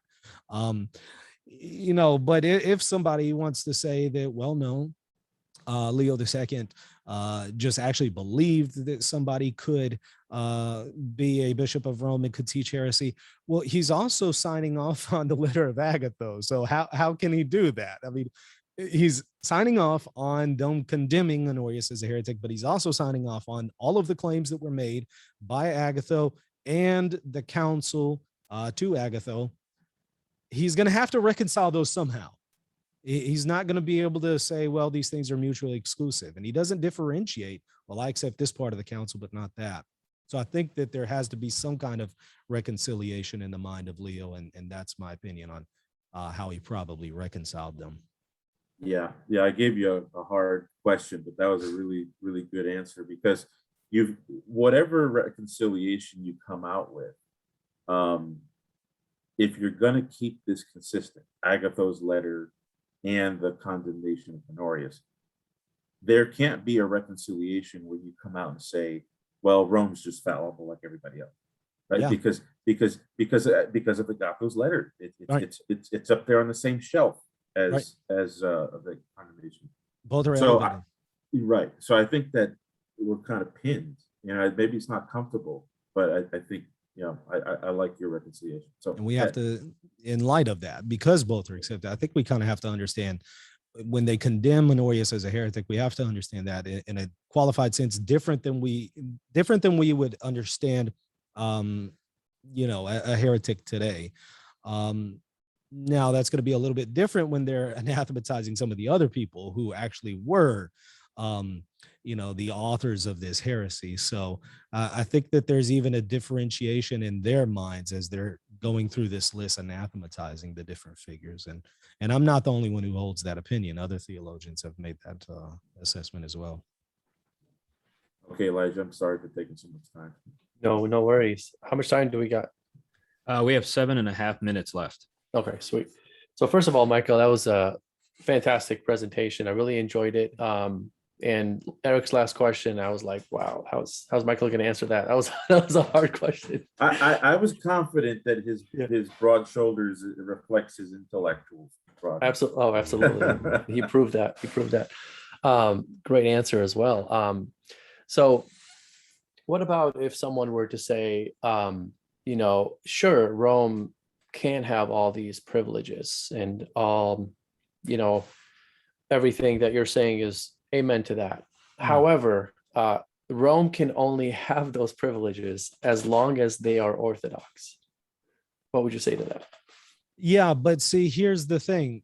They're not saying that Rome remains undefiled unto the Leo and Agatho. I keep saying Leo. Why? Well, it's also true of Leo. Maybe that's why I keep saying Leo. But Agatho, in his letter to the council, he's locating the claims in a divine promise that his faith won't fail. So when we say, okay, well, yeah, all these privileges are granted to Rome as long as he's Orthodox, the point is, but he's always going to remain Orthodox, because this is, number one, based on a promise made by Christ, and number two, I prayed for your faith that it won't fail is being applied to the apostolic see, to the Roman see. So he can't be unorthodox. He can't be somebody who teaches heresy. He has to be orthodox. So let's put it this way. Yeah, it's true that, we're going to say all these things are true about the papacy if he's orthodox, but he's always going to be orthodox is the point. So, yeah, I don't see how that gets anybody out of the argument in the immediate context of where they're locating this guarantee of orthodoxy. Yeah, that's a great point, Michael, because it would just make Christ out to be a liar at the end of the day, because that's where it's coming from. Also, he says, undefiled unto the end. Unto the end, exactly. Unto the end. Which is a cherry on top of everything that you're saying. Yeah, it makes sense. Yeah. So I'm in, as you guys know, I own a heating and cooling company, and I love heating and cooling sales. And Michael, you know, in sales, what you have to do is you have to go through all the objections before they come up, right? And that's, you kind of did that, and that's why I'm like stumped for asking questions, because you're like one of the last questions that you answered was the idea about apostolic church. Does that apply to Rome? Does that apply to the whole church? And I think you answered that, but as far as the what if someone were to say, okay, that's how Agatho understood it to be about Rome, but the ones who received it at the council understood it to be about the whole church, as far as the Eastern bishops, they believed what Agatho was saying applies to the whole church and not just to Rome, even if Rome was writing it as if it just applied to the See of Rome. Where's the evidence of that? Number one. And number two, they're accepting everything that Agatho is saying, and Agatho is explicitly telling you it applies to the Roman See. This would have been a perfect opportunity for them to say, wait. We agree with what you're saying to an extent, but we're not going to say it's limited to the apostolic see. We're going to say it applies to the whole church. They don't say that. They don't correct the error. They instead compliment them and say, this thing is divinely inspired, which means they accept his interpretation. They're not offering a different interpretation. And moreover, again, this is not how even Orthodox theologians have understood it. Schmemann doesn't think that. He thinks that, yeah, they were signing off on these papal claims. So again, he tries to save face at the end of the day, but I don't think that he does very well. Yeah, makes sense. My last question has to do with flattery, Byzantine flattery. Would you say that if someone were to make claims that are, yes, you are the head of the church and all that stuff, just to get what they want, right? But wouldn't you say that those claims have to have some truth to them in the first place, or else they can't just pull them from thin air? Well, I mean, I'm sure they would say there's still some truth, but the truth is that, yeah, these things are true insofar as he remains Orthodox. But, if he goes heretical, then we don't have to follow Rome, and these things aren't true. So I'm sure that's what they would say. But again, that's not what Agatho is claiming, and they're explicitly affirming what Agatho is claiming. Byzantine flattery doesn't get you out of that. Byzantine flattery in this case would equal to, you will just approved heresy. If this is wrong, if he is lying about our Lord, you need to correct him. And they didn't correct him. But he explicitly said, hey, these promises about, Peter's faith and the promises made to Peter, those apply to my see. If that's heretical, they had a duty to correct that, and clearly failed to do so. Excellent. Thank you, Eric. Thank you, Michael. Yeah, so I'm interested. We have like 2 minutes left in this conversation, but I just like to ask a few more questions. And, Eric or Elijah, if something comes up, feel free to, jump in. But so I'm interested now in understanding then, the schism in light of what Pope Agatho has said, right? So would our interpretation be that the East has gone back on what it previously had agreed with and bound itself to? Or how are we to look at the schism now at this point? I think some in the East in the first millennium rejected the papal claims. I think some affirmed them. Right. Yeah. I think the succession affirmed them.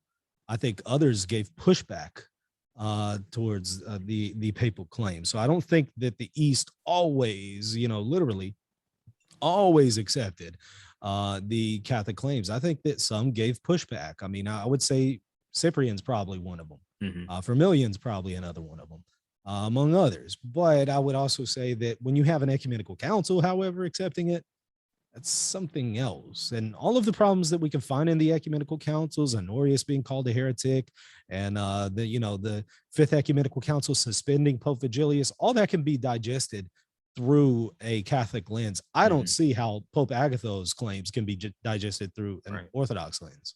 So yeah, despite the fact that you might have individual Eastern bishops or theologians objecting to the papal claims, I mean, it was still, this letter was affirmed at an ecumenical council.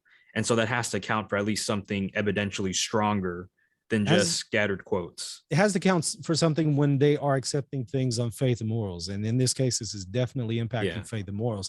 I could see somebody saying, well, councils can be factually in error about something, right? They could say, well, St. Basil said, but it wasn't actually St. Basil, right?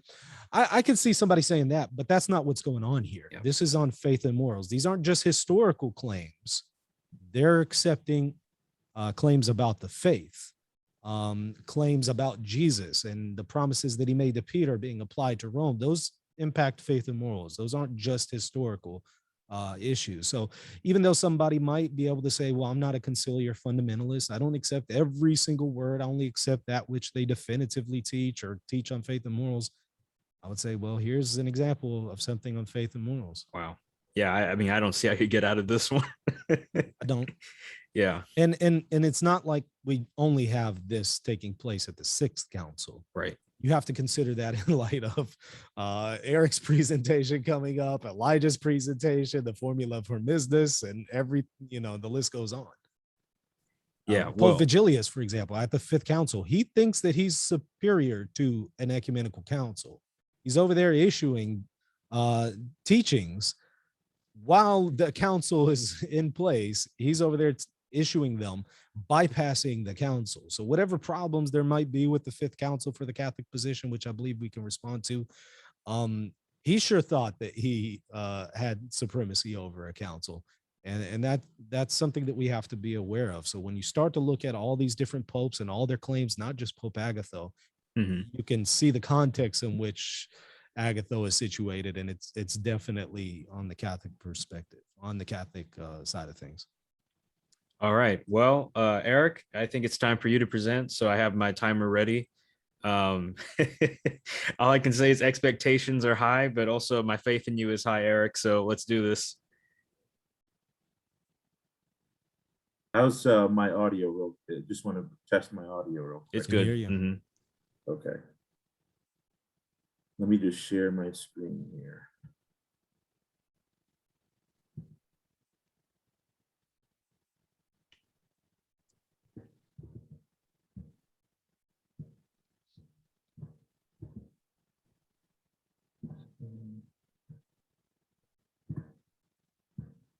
Okay, tell me if it shows up.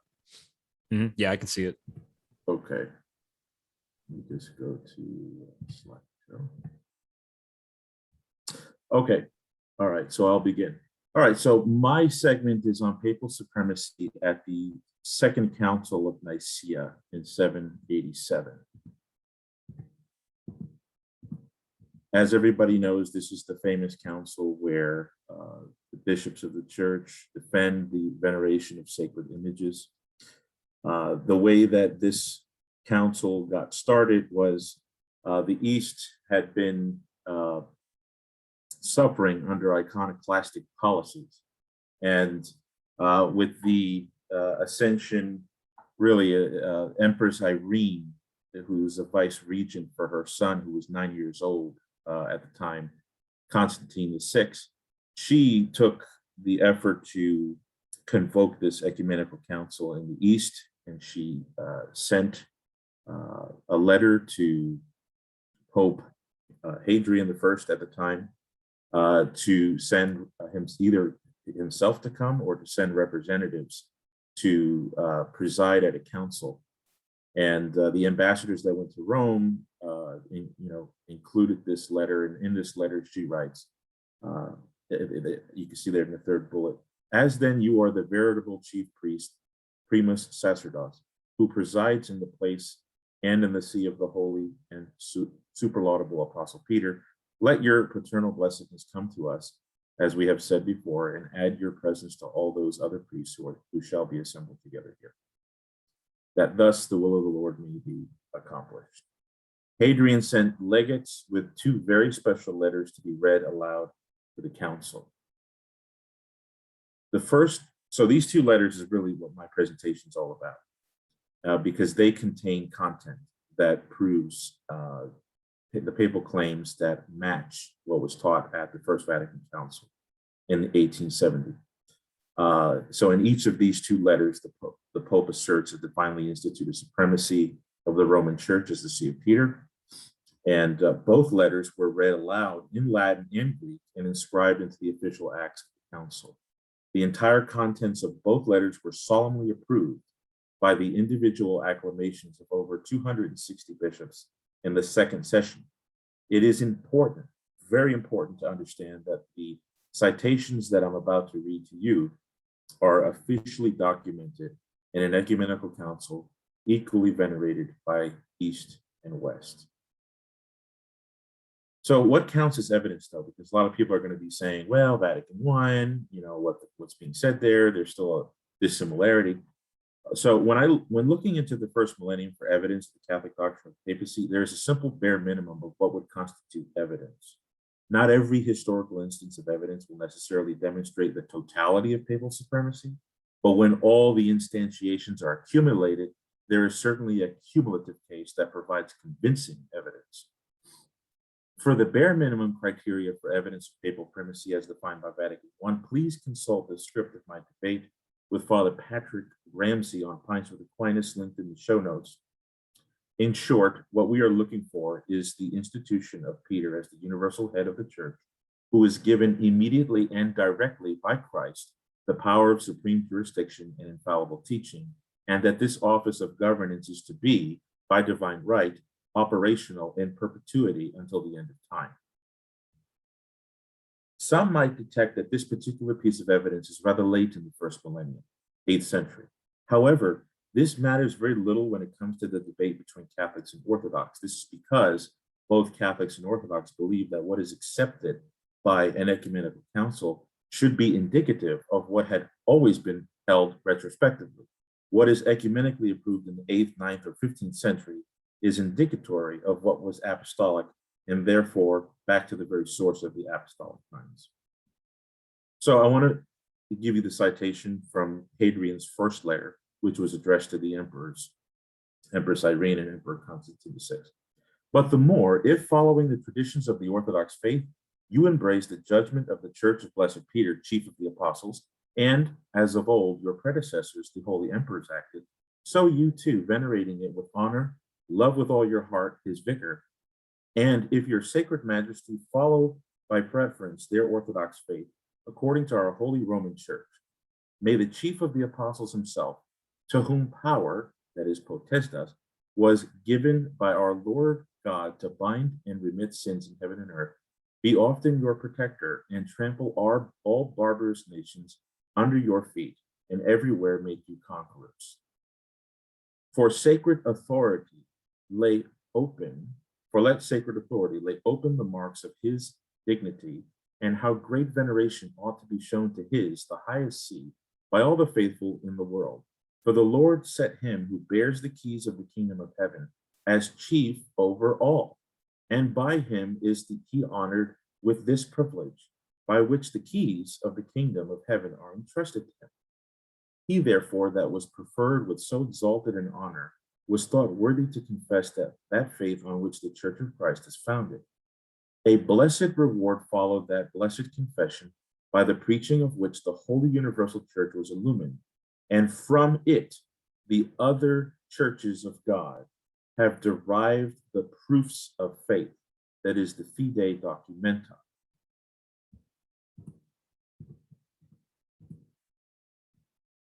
For the blessed Peter himself, the chief of the apostles, who first sat in the apostolic see, and this is key here, left the chiefship of his apostolate and pastoral care to his successors, who are to sit in his most holy seat forever.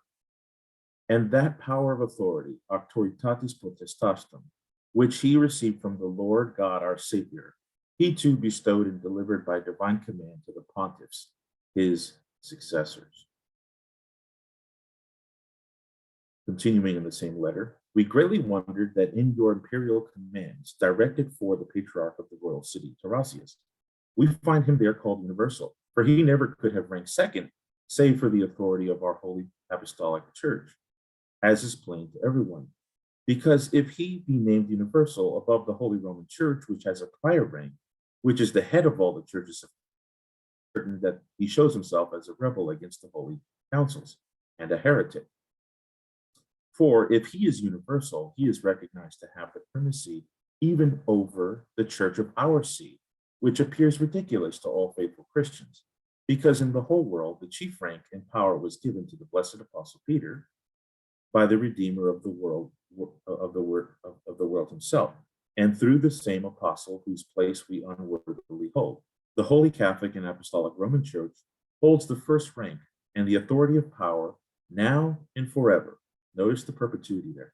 So that if anyone, which we believe not, has called him or assents to his being called universal, let him know that he is estranged from the Orthodox faith and a rebel against our Holy Catholic and Apostolic faith. That's from the second session. Now, a lot of listeners might say, but the Latin is different from the Greek. Many historians and theologians observe that the Greek version of the Pope's first letter, the one addressed to the emperors, includes significant differences than the Latin version. However, this is a mistake. There is plenty of evidence against this idea, and world-renowned scholars in text criticism, codicology, and patristic councils have sufficiently proved this. Please consult my article referenced at the end of the presentation on the sources page. This is a citation from Hadrian's second letter, which was read aloud at the council and has no changes in the Greek version. May all the weeds be uprooted from the church, and may the word of our Lord Jesus Christ be fulfilled. Notice that, word of our Lord be fulfilled, that the gates of hell will not prevail against it, close quote. And further, you are Peter, and on this rock I shall build my church, and I will give you the keys of the kingdom of heaven, and whatever you bind on earth will be bound in heaven. His seed, sedes, in the Greek version, thronos, throne. So his throne, Peter's throne, shines forth as primatial throughout the world, and is the head of all the churches of God. Therefore, the same blessed Peter, shepherding the church at the command of the Lord, has left nothing to neglect, but upholds and has always upheld her authority. I get this from Richard Price, his translation of the Acts, page 180. That last part there, said tenuit semper, is important. It's a present active indicative, saying that Peter has always upheld this. And then retinat principatum means at this moment, present active indicative, always upheld and is upheld. So it's the note of perpetuity there is in both the Latin and the Greek versions. So if we're to summarize this, it matches very close to the argument that Pastor Eternus makes. The Lord Jesus Christ singled out Peter to be the head of the apostles by giving him the authoritative prerogative symbolized in the keys of the kingdom on earth. Being designated as the key bearer of Christ's kingdom, Peter has supreme power, potestas, to bind and loose or to forgive and retain human sins in heaven and on earth. Endowed with these keys, Peter is empowered to govern the universal church. Secondly, Peter was the president of the Roman church and left the primacy of his apostolate and pastoral responsibility to those who succeed him as the bishops of Rome. The bishop of Rome is therefore the successor and vicar of Peter. As vicar, the bishop of Rome enters into the place of the deceased Peter and carries on all the authoritative prerogatives originally given to him by the Lord. Consequently, the Roman church is the head of all the churches of God on earth. Thirdly, the keys of Christ's kingdom are thereby entrusted uniquely to Peter and his successors in the Roman episcopate, such that they are marked off as possessing an exclusive power to govern and judge the universal church until the end of time through a perpetual succession. Very important to see that, because at Vatican I, the supremacy and the perpetuity are the two things that really clinch it and make it unique. And we see that right here in Hadrian's letters. The power of the keys involve providing the proofs of faith that you mentioned when I mentioned fide documenta. That means the proofs or the the convincing evidence of the faith. All the churches received that from Rome, which means there's an implicit teaching on the power of infallibility. Now, the Greek version, which again, the Greek version that we have today is slightly modified, but you'll have to see my article to get all the details on there. But one of the points I wanted to say about the Greek version is that it doesn't really empty out the letter of Hadrian's first letter of Hadrian's to the emperors of their papal claims. But it does mention Peter and Paul were given power by the word himself to loose and bind sins in heaven and earth, but that's still in reference to the Roman Church. So it's still saying the Roman Church has been uniquely empowered with exousia, which is the Greek word for authority, which in the Latin is translated as potestas. And also in the last part of that letter, it still teaches the infallibility of Rome. That third point there, you'll see, for the holy and chief apostles themselves, Peter and Paul, who set up the Catholic and Orthodox faith, have laid it down as a written law that all who after them are to be successors to their thrones, the Roman pontiffs, hold their faith and remain in it until the culmination of all things. It's adding the Petrine and the Pauline element of Rome together. Some people might say, oh, well, there was a pope who condemned the dual headship of the church by Peter and Paul. In my article, I addressed that. It has nothing to do with what's being claimed here. So the Greek version, in other words, and again, I refer you to my article, the Greek version is just as beefed up with papal claims. So I don't think there's any import in bringing that point out. So I wanted to bring up some scholarship here. Father Lawrence Kleinerwerk, Eastern Orthodox professor of theology and presbyter, author of the well-known His Broken Body, states the following, quote, "My assessment of the Second Nicene Council is that it constitutes the highest point of recognition of what we can call Roman Catholic ecclesiology in the East, not so much in the definitions and canons as in its letters and its sessions.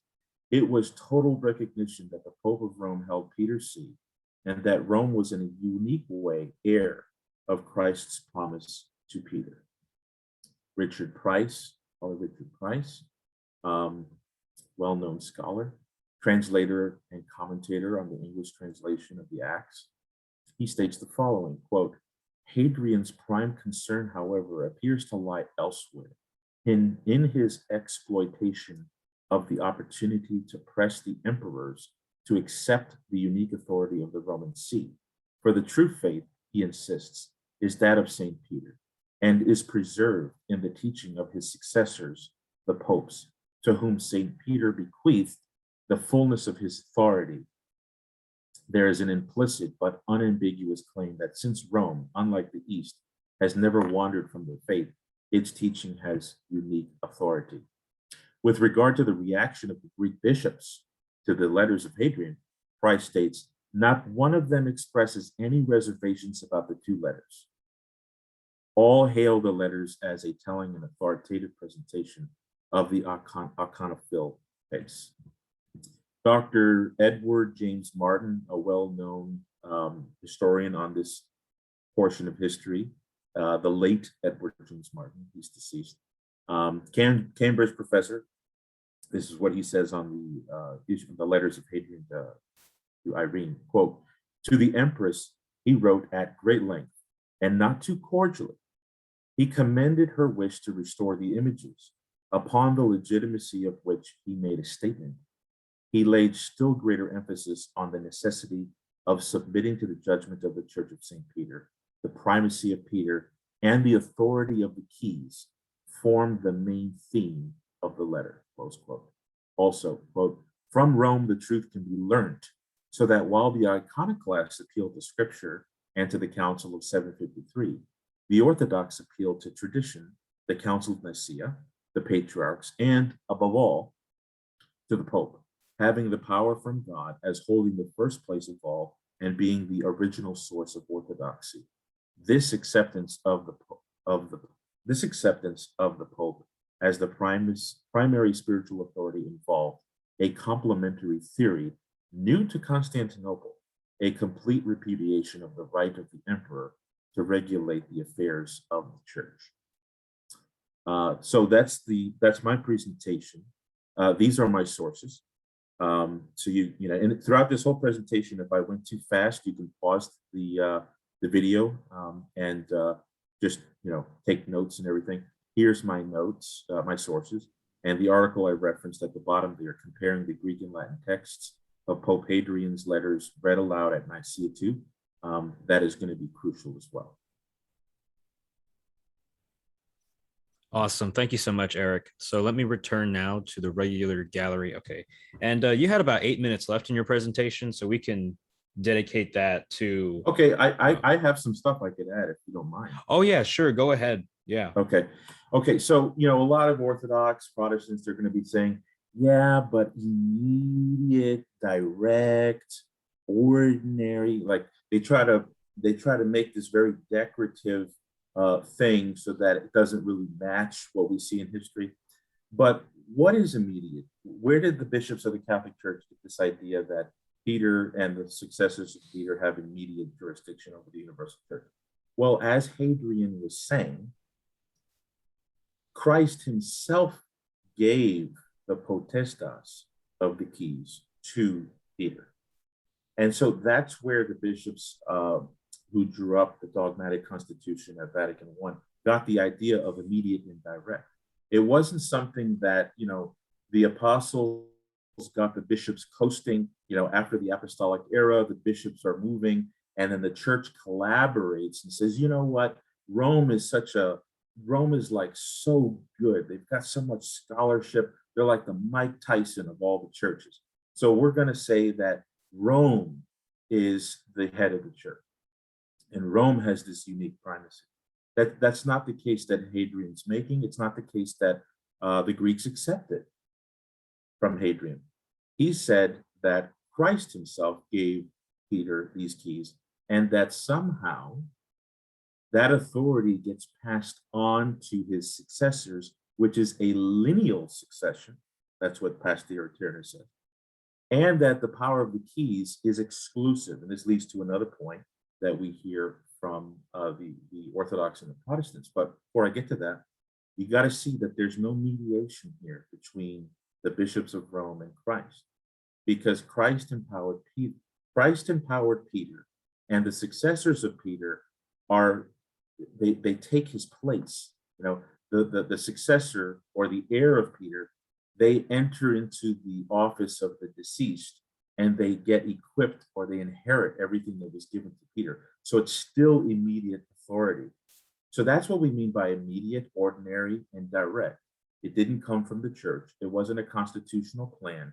It wasn't a design that came through councils. It was right there from the root of the church with the apostles and Christ. When Christ was standing in the flesh, standing face to face with people. That's where the directness and immediateness come from. The other thing is the keys. A lot of people say, oh, the keys, but the keys, that's the power to forgive sins. That's the power to hear confessions. But that makes no sense of Hadrian's letter, right? He says, as I quoted, by giving him the keys of the kingdom, he made him chief over all. The Latin there is principatus. He's the prince over all. So there has to be an exclusivity to the keys. Otherwise, it makes no sense of what the council accepted at Hadrian's words. And so what we say is, yeah, there is a general enterprise to the keys. All the bishops get the keys. There's a sense to that. They share in the power to forgive sins. But what do keys do? Keys unlock, open, or lock and close doors. The idea is setting up the conditions for communion or excommunion. And so that a priest doesn't ultimately decide these things, even though he has the power to absolve sins. The bishop has a higher authority than he does. And what the popes of Rome have always taught, the final decisions on matters, whether it comes to faith or discipline, it lies at the desk of Peter's successor in Rome.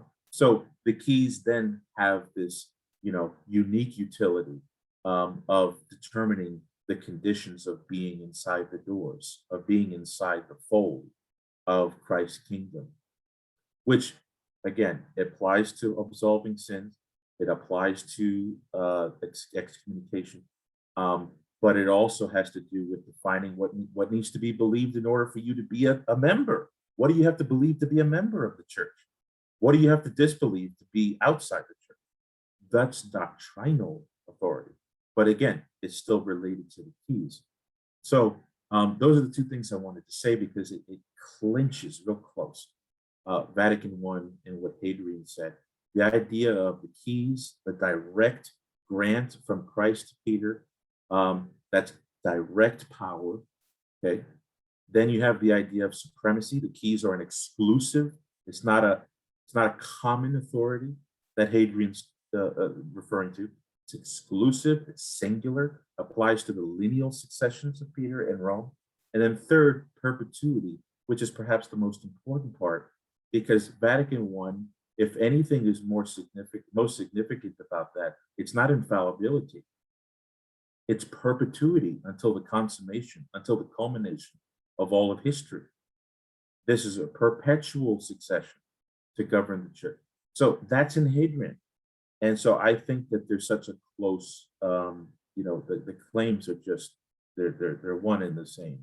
And obviously infallibility was implied by Fide Documenta that all the other churches received from God. So there you go. That's my conclusion. All right. Well, Eric, thank you so much for that presentation. You have about 2 minutes left, but I'll just contribute that to your time. Yeah, I mean, so does anyone want to start off and ask Eric a few questions? Or I think at this point too, we could also just ask general questions, or we can return to some other past presentations or, something like that. So we'll just kind of, make it open. But is there a question specifically for Eric at this point? I have about three. Oh, but go ahead, Elijah. You go first. No, you can go. I just wanted to make a comment. I didn't know you could the fake background, back out like that. Those fake books behind you. Fake books that have my handwriting in them, right? Yes, yeah. I don't know you could. I thought it was one of those green screens that you have. Right. Eric, in the second session, you mentioned there, quote, Holy Catholic and Roman Apostolic Church, end quote. Could you maybe comment on that? Is this somehow kind of, St. Maximus the Confessor's view, where the Catholic Church and the Roman Church are kind of identified insofar as if you're out of communion with Rome, you're out of communion with the Catholic Church? Is that what's going on by them adding the word Roman in there? Yeah, it's interesting. In the Greek version, it actually adds it adds Hagion Matera, which is spiritual mother. In the Greek version. So it actually adds, this issue that Rome is the spiritual mother of the Roman Empire, which again, I think comes out in Agatho's letter too. But I think he's referring to Rome. That's interesting. I actually didn't think about that, because when he says Holy Catholic, you would think universal. So by him adding the adjective Roman, it makes it seem like he's referring to the universal church and not just the Roman church. That's a good point. I haven't thought about that. It sounds like he's referring to the Roman church, but that's a good observation. It's customary for popes to begin to, to add that later on in the Middle Ages. It's just interesting to see that there in the second session here of the council. Now, my second question is, okay, you spoke about differences between the Greek and the Latin. Why is there a modified version in the Greek? Just generally speaking, why are there differences? Yeah, that's I think it's a mystery shrouded in time. Historians have done their best to try and explain. Obviously, it looks like the papal claims in Hadrian's first letter are shortened. There's no doubt that the volume is shortened. However, the second letter, which was read literally right after the first letter, the second letter, the Greek and the Latin version, don't water down the papal claims at all. So you So like some Orthodox will say, but he says Peter and Paul, so that kind of defangs the whole thing right there, but the thing is, in the second letter, it has the Petrine exclusivity untouched. So that would mean that in the same session, you got the same human people, same human persons there reading both letters. That means that if the Greek version was changed at the council, because that's what some of the Orthodox said, Tarasius, the presbyters, they said, hold up, we can't read this out loud. This is insane. We're going to change it. We're going to change it. We're going to take out the Petrine exclusivity. We're going to throw in Paul. We're going to take out that he's the caput omnia ecclesiarium. He's not the head of the churches anymore. We're going to put in that it's the successors plural.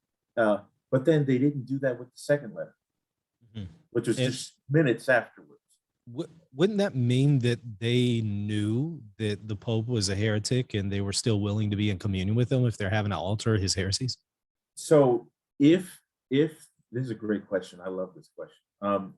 If the Greek bishops saw these papal claims and looked like they just took a sip of pickle juice and just like, this is not gonna work, that means they would have known that Hadrian, the Pope, was a heretic.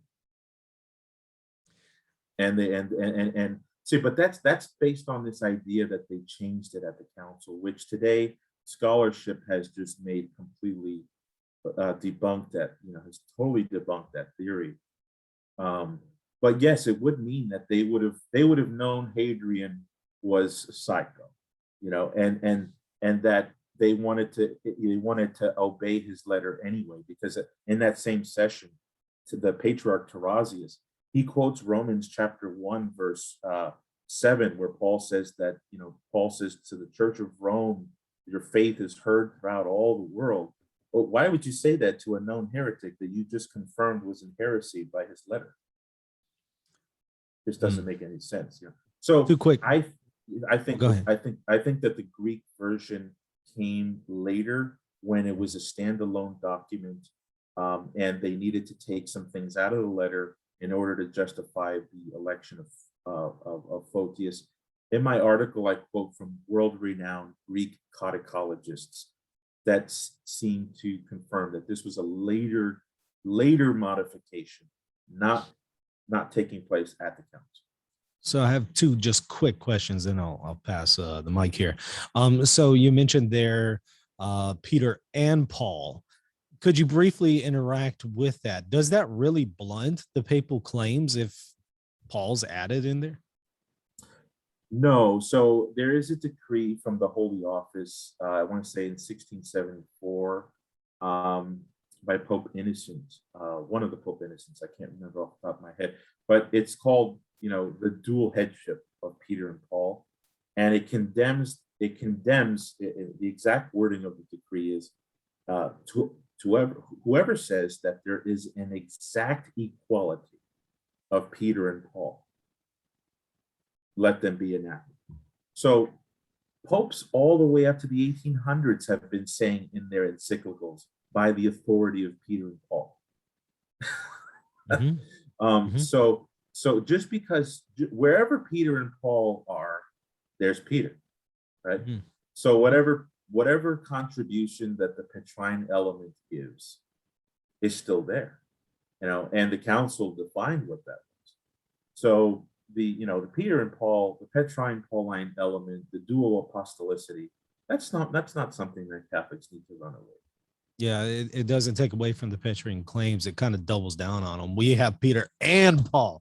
All right. Oh, one more question here. So, if the Seventh Council is so clear in its attestation to the papal claims, as you noted in the presentation there, and made certain observations from scholars who noted that as well, why does Photius, literally one generation later, effectively reject some of the papal claims and find a sympathetic audience when just one generation previous to that you have the Seventh Ecumenical Council making the papal claims?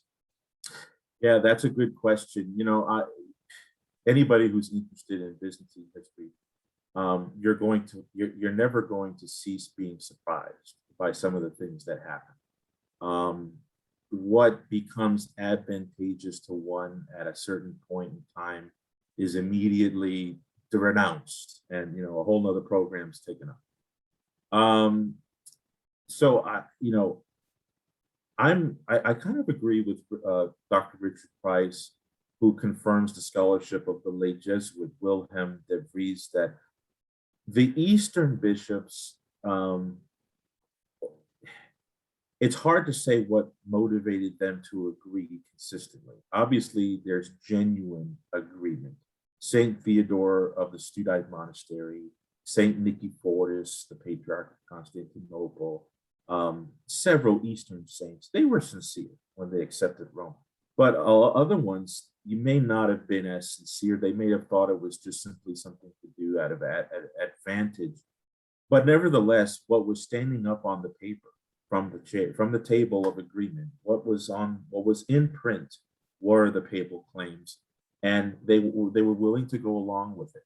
But I think that there were Greeks that, if you hit the right spot, they're going to fight, and it could be that was going on in Photius's time. But you got to know that, as you know already, the Photius has his own incoherence in his own career, because he went from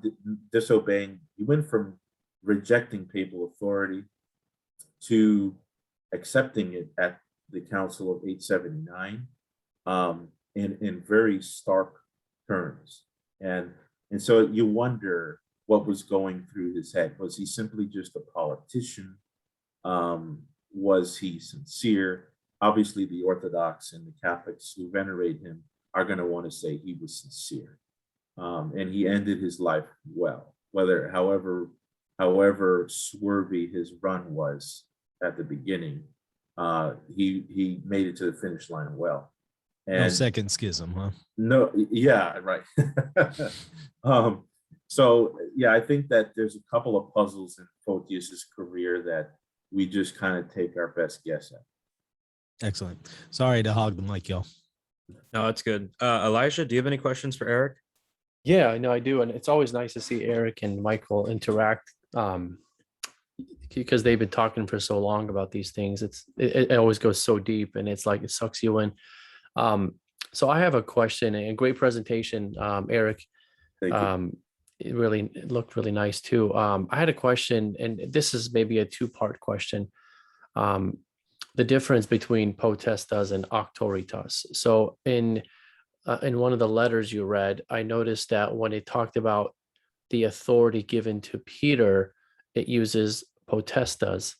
And then when it talks about the authority given to the successors of Peter, it uses auctoritas. Is there something significant there? And what is the difference between those two terms? That's a great question. So it does say that power was given to Peter, right? Potestas, exousia in the Greek.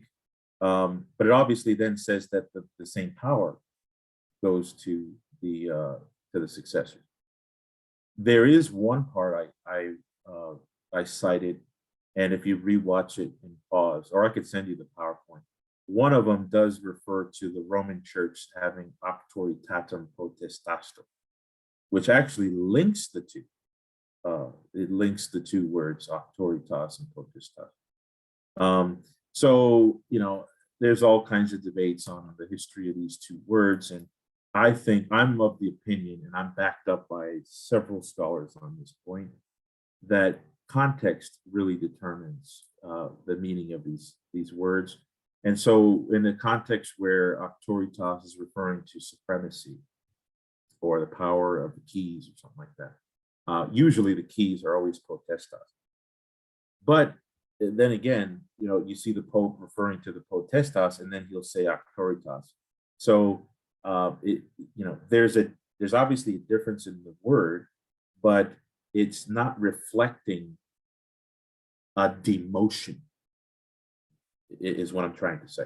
These are two aspects of the same kind of office, especially when you put the two words together, auctoritatem potestatum. I mean, you're putting them together. That means there's a reason you're putting them together. Yeah, it's like Peter and Paul. It's like we have Peter and Paul. Right. Yeah. And I also noticed, if I'm not mistaken, that it uses auctoritas when it talks about the scriptures. But I'd have to go back and watch it if I may be mistaken. One of my other questions, Michael already asked, is why do you think there was a difference between Greek and Latin? So you don't have to answer that. I'll just make a point. Maybe you can touch up on this. It seems like, you know, from Leo to Agatho to Hadrian, it seems like they are consistent that they are the successor of Peter and they have a unique authority. And you can even go back to Ephesus 431, and the papal legates were making the same claim. Maybe if you can touch up on that, has that been consistent throughout the first millennium, made by the popes, that they are the successors of Peter and they have unique authority above all? Yeah, I mean, it's more prevalent and constant than the veneration of icons, for example. You know, Michael Lofton was bringing up that point. We were talking the other day about this whole thing of trying to reconcile the papal claims with history and things like that. It's more consistent than other doctrines. You know, the idea of Rome being the unique inheritor of the Petrine prerogatives. That goes all the way back to the very beginning. I mean, Father Lauren Kleinwerk in his book elsewhere, he admits that as well. He thinks it goes all the way back to Pope Victor, back in 180. So it's a very consistent belief, and with all due respect to my Orthodox friends, if it's a heresy, it was a consistent heresy.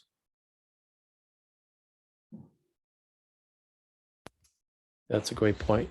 So you go ahead and ask the questions. This is a topic that I have not ever looked into as much, so I don't have many specific questions about it. But Swan, you can go ahead and ask. Yeah, so I don't think I really have any questions for Eric. I mean, so we have like about 7 minutes left in this session. I'm thinking that, you know, if Michael has another question, then he can go ahead and ask. Just one. Sure, go ahead. So I'm trying to say that the Seventh Ecumenical Council puts forward the idea of pentarchy for the confirmation of an ecumenical council, whereas your presentation about the papal claims kind of sounds like it would be a little bit different from that. Is that correct? Well, you know, so this, you know, you're talking about the 7th or 8th session where it talks about the disqualification of the council that was held at 754 in Hieraria. Yes, there it says that, you know, the patriarchs have to be, you know, present. But in that statement there, the Greek word that's used for Rome is different than the Greek word that's used for the other patriarchs. It's escaping me now, but the Greek word for synergos, I can't remember, but it says that Hieraria did not have the synergy of the Apostolic See of Rome, nor did it have an encyclical letter. And then it says, nor were the other patriarchs. So in other words, it recognizes that Rome has the chief place in the qualifications of an ecumenical council. But again, you know, we don't believe that a bishop of Rome can hold an ecumenical council in the basement with himself. He has to have, he's not empowered to do something like that. He can't have an ecumenical council by himself, nor can he have an ecumenical council with just the Italian bishops. Okay, so at that time, what was the universal leadership of the church but the patriarchs, right? So in order to capture the universality of the church, you have to mention the patriarchs. And you know, they don't really, you know, it even goes further on to say that an ecumenical council has to be you know, well received and, you know, heard throughout the streets and lauded all over the place by everybody. But you know, that's obviously not as a sine qua non condition. It's just one of the marks that eventually happens with the councils. So I don't think Hadrian would have objected to that, and obviously he didn't, because eventually, you know, that's another thing. some of the Orthodox might say, but Pope Hadrian, he demanded that the jurisdiction of Rome over Illyria, Calabria, and Sicily be returned to Rome because they were confiscated illegally by Emperor Leo III, the Isaurian, when Rome defied his iconoclastic policy. But the council actually didn't give Hadrian back those territories. And so they'll say, oh, well, they didn't really see him as, supreme in his jurisdiction. Well, we find out later that this issue was really, the Greek bishops didn't really think that this was a decision for them. Because later in the 9th century, it's the emperor. They're all throwing their hands up. Look, it's the emperor that has to decide that. Which again goes back to this issue of who's going to run the church? Is it going to be the emperor or is it going to be the pope? So even though that issue was not resolved in 787, it was kind of an open question, an open problem, and the resolution, obviously, per justice, was to give those territories back to Rome, and eventually they were, on principle. But I think the Greek bishops did not think that they had the right to do it. So even if they wanted to obey the Pope in that regard, they were just going to put it to the desk of the emperor. And if the emperor didn't want to do that, which at the time was Irene, then it wasn't going to happen, It's a good answer. Yeah, I don't think it was teaching a strict pentarchy view. I mean, it's interesting. The Sixth Council immediately called itself an ecumenical, and you didn't really, in fact, at the time, you didn't have I believe it was Alexandria and Jerusalem did not have a patriarch at the time. So it's curious that they immediately called themselves ecumenical in light of that. You didn't necessarily have a strict pentarchy there, but yeah, That's I appreciate right. that. Yeah. Yeah, Nicaea too didn't even have all the patriarchs there because, and nor did the council that you covered on Constantinople 681, because of the Muslim invasions. It made it difficult for those for the Catholicos there and the Patriarch of Jerusalem to send them to go to the council. So you really have representatives there acting in your place. Excellent. All right. Well, there's only a minute and a half left. And so Eric or anybody else, if you have any comments to make, you can go ahead now. If not, then I think we can wrap up. But let me see. Does anyone want to ask Eric anything, or does Eric want to say anything before we close? There's all kinds of objections that can be anticipated. And, I thought maybe in a few months we can kind of regather here and see how the comments go, because we know they're going to be linking this, link here. The Orthodox should just kind of look at, there's the microscopic issues of, immediate, ordinary, direct, but then there's kind of like the bird's eye view. If you're just flying over a forest, what do you see consistently said about Peter? I mean, the Matthean exegesis, the exegesis of Matthew 16. You got Orthodox today that are still quibbling over whether that has anything to do with Rome. But their councils already answered that question for them. So that's got to be a resource that they should consult, should end the question, So I think that, just to ask from the Orthodox and the Protestants some leniency, because they kind of, they make such a strict criteria. I think we met that criteria, but, be generous enough to see that not every instance of evidence is going to be the full-blown thing, because I get this from some people. Oh, but that's not ordinary church. That's not infallible. Well, wait a minute. We're taking pieces and building, So you got to look at the cumulative body rather than just, instances. Anyway, that's all I got to say.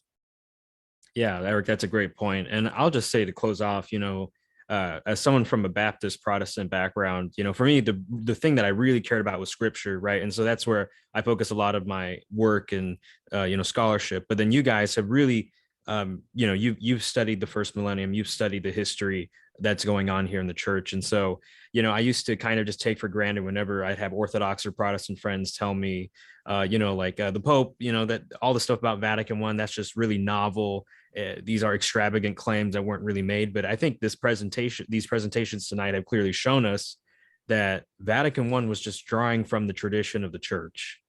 And, even if you're Orthodox or Protestant, you really have to deal with what was said, what was done, what was accepted by the church throughout history. And so I think that, I'm really impressed with everything that was said tonight. And I can't wait to see the reception. And I think we'll have a part 2 where we respond to objections, or even we bring up new evidences of papal claims. But thank you so much, guys.